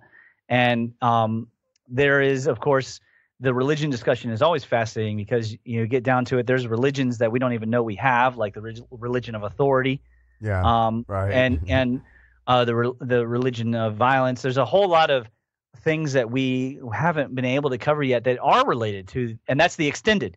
So when we talk about plasma electromagnetic cosmology, we covered that great today with a little bit of extended in terms of anthropology and astroarchaeology. Yeah. But there's the entire extended where like you can bring, so I have a whole paper that says why 10 reasons to switch to EPMC, or 10 benefits. And you could take your work and go through, and if you start to see how the pileup of the cosmological problems of the Big Bang aren't solving for you and helping you in life, and you switch over and you think, okay, all right, so there were plasma and electromagnetic cosmologists all the way back at the same time. So it's totally valid. There's no reason why I should be feeling it's just maybe because I grew up on one and it's hard for my confirmation biases to let go. So you take that and then you try and apply it. If when you apply it, you get a benefit. Like when I pulled that book off the shelf, the Rock Art of Kentucky, and it started explaining it to me, and it didn't give me ridiculous answers like five-toed turtles, right? Yeah, and one-legged turkeys. Then you can start using it for something new, and that's where I'm at. I've written all this so that I can myself use it in my business, and when we come back at some point in the new year, we'll do my clinical electric field measurements. Yeah, because that's the pinnacle for you, is it not? Like that's the big thing. Well, it's on the way. It's the transition to what I want to do. I mean, it's not all I want to do is medicine, but it is important, and I think it's something that could yield benefits forever, really, because anytime we apply the force and we follow the way, right, the Tao, we get benefit. According to the Taoist text, those with the Tao flourish and those without the Tao perish. So if we can utilize this electromagnetic force, and if we can think of the ether as charge and energy levels, really, if you want to think about charge as energy levels, that's all that a common person needs to think about.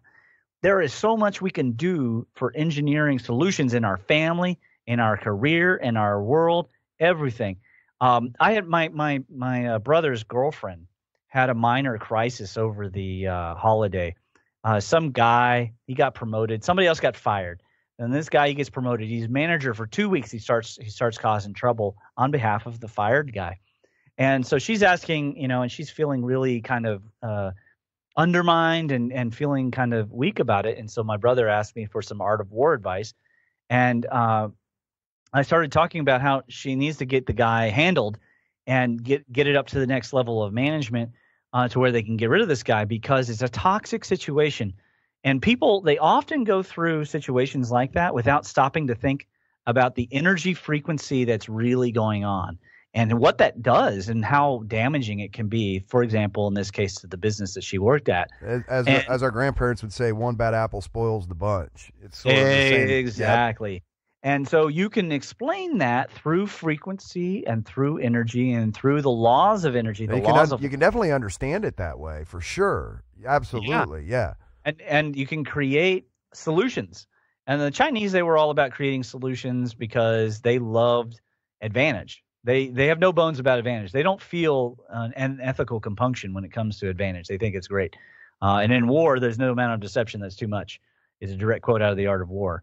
So I also think that advantage is something that we should definitely work on empowering people with, learning how to get advantage, not necessarily with the causing disadvantage in others, but creating win-win solutions is a really great thing. And there are ways to do that.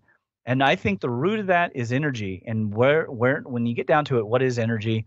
It's electromagnetic exchange. It's charge. It's filamentary structures, which in space is Barkland currents, and in our house it's wires, and in our brains it's neurotransmitters.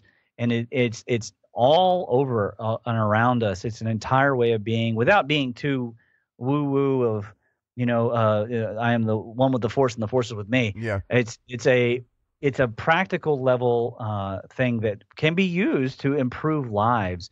And I want to get people to that level. Yeah. Of course, I love talking about the cosmology, the cosmogony. I love talking about the physics. I definitely hope people read the dark matter series. I've done 4 of these dark matter papers. I try to be funny a little bit with them, pointing out like the lack of scientific rigor and proposing just some absolutely bonkers ideas.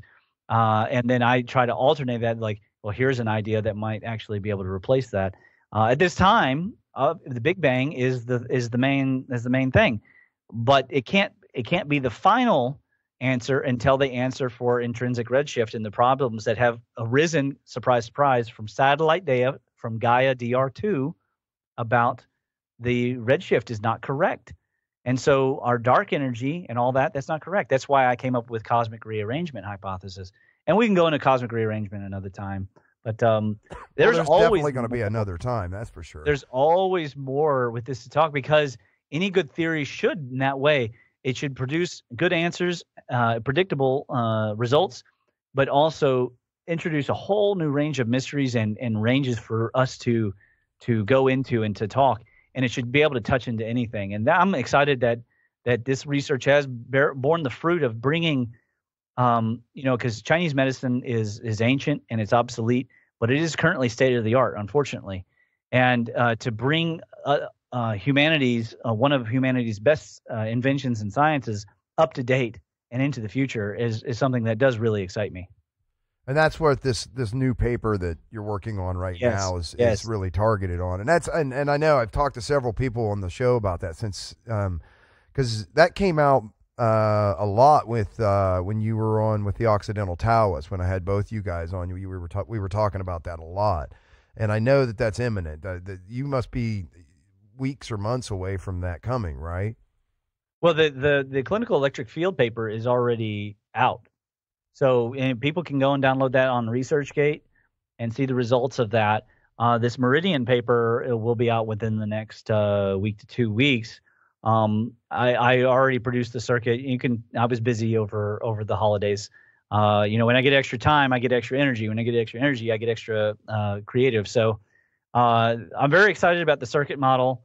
But it is something. Even Michael from the Sapphire Project, he came back and he was like, I feel like I need a 6-week course in order to pick it up.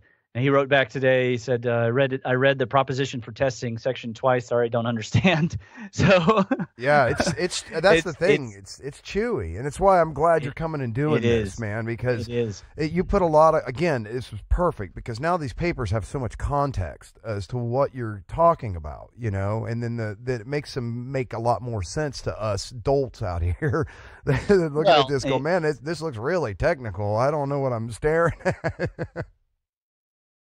Well, I appreciate that. It's very, very complimentary. I don't think of you as adult at all. I think that anybody who is in the STEM fields has already demonstrated as super competence. It's just, we all have different ways it applies. I had a friend that he did computer programming, and he was a machine, and it's a little bit stereotypical, but he was Taiwanese, and he graduated from EE school in 3 years. And he used to have to teach me how to do recursive programming. I didn't understand it. That wasn't my thing, But he wasn't really the kind of person who could lead a really unique engineering project. He was the kind of person you tell him exactly what to do, and then he goes and does it. Or exactly what you want done. That's a lot. Most engineers flourish under the, hey, tell me exactly what you want this to do, then don't mess with me. I'll figure it out. Yeah. And so there's all kinds. It takes all kinds for us to engineer the solution. I'm really sad that so many college kids are not taking engineering seriously, going into engineering, especially some of the more tried and tested ones, materials, chemicals, electrical. I'd like to see them going in and learning. Computer science is amazing. Computer engineering is important. But what powers a society is electrical power and chemistry. We need real chemistry going on it's incredibly important because a lot of the chemicals that we engineered are too toxic. So we need to go back and do all this over again. It could be an exciting time, or it could be, again, a time of dryness. We have a shortage of people wanting to be doctors. So it's something that worries me a little bit, but I'm hopeful to help keep engineering answers is what I really get into. And I love mysteries. Yeah, and we still have so much in this universe that we haven't figured out, especially each other. You know. Yeah. One thing we didn't even touch is I did a paper on the ancient alien hypothesis versus EPMC. Yeah. And guess what? I could not reconcile them, and I could not eliminate the ancient alien hypothesis, by the way. I mean, some people will, because they'll be like, well, it's a pseudoscientific hypothesis. Yes, but it unfortunately has explanations for things that nothing else has explanations for, at least as of yet, for that matter. As of yet, sure. Yeah. Correct. All right, man. Well, listen, we're gonna have to do another part, obviously, and probably multiple ones. But I really appreciate you coming on here and doing this, folks. Thanks for listening out there. It was just a great kind of follow up, having had Neil on to kind of go take some deep dives in some very specific parts of what he was talking about. But looking forward to having you back. Check us out, www.noshitcast.com. It's where all the links to all the different podcast services we use to put the show out there. Check us out there. And you can always find us on Instagram and Facebook at NoShitCast. Thanks for listening, everybody, and we'll catch you all next time. Bye, Sickles. There we go, man. That's it. Great.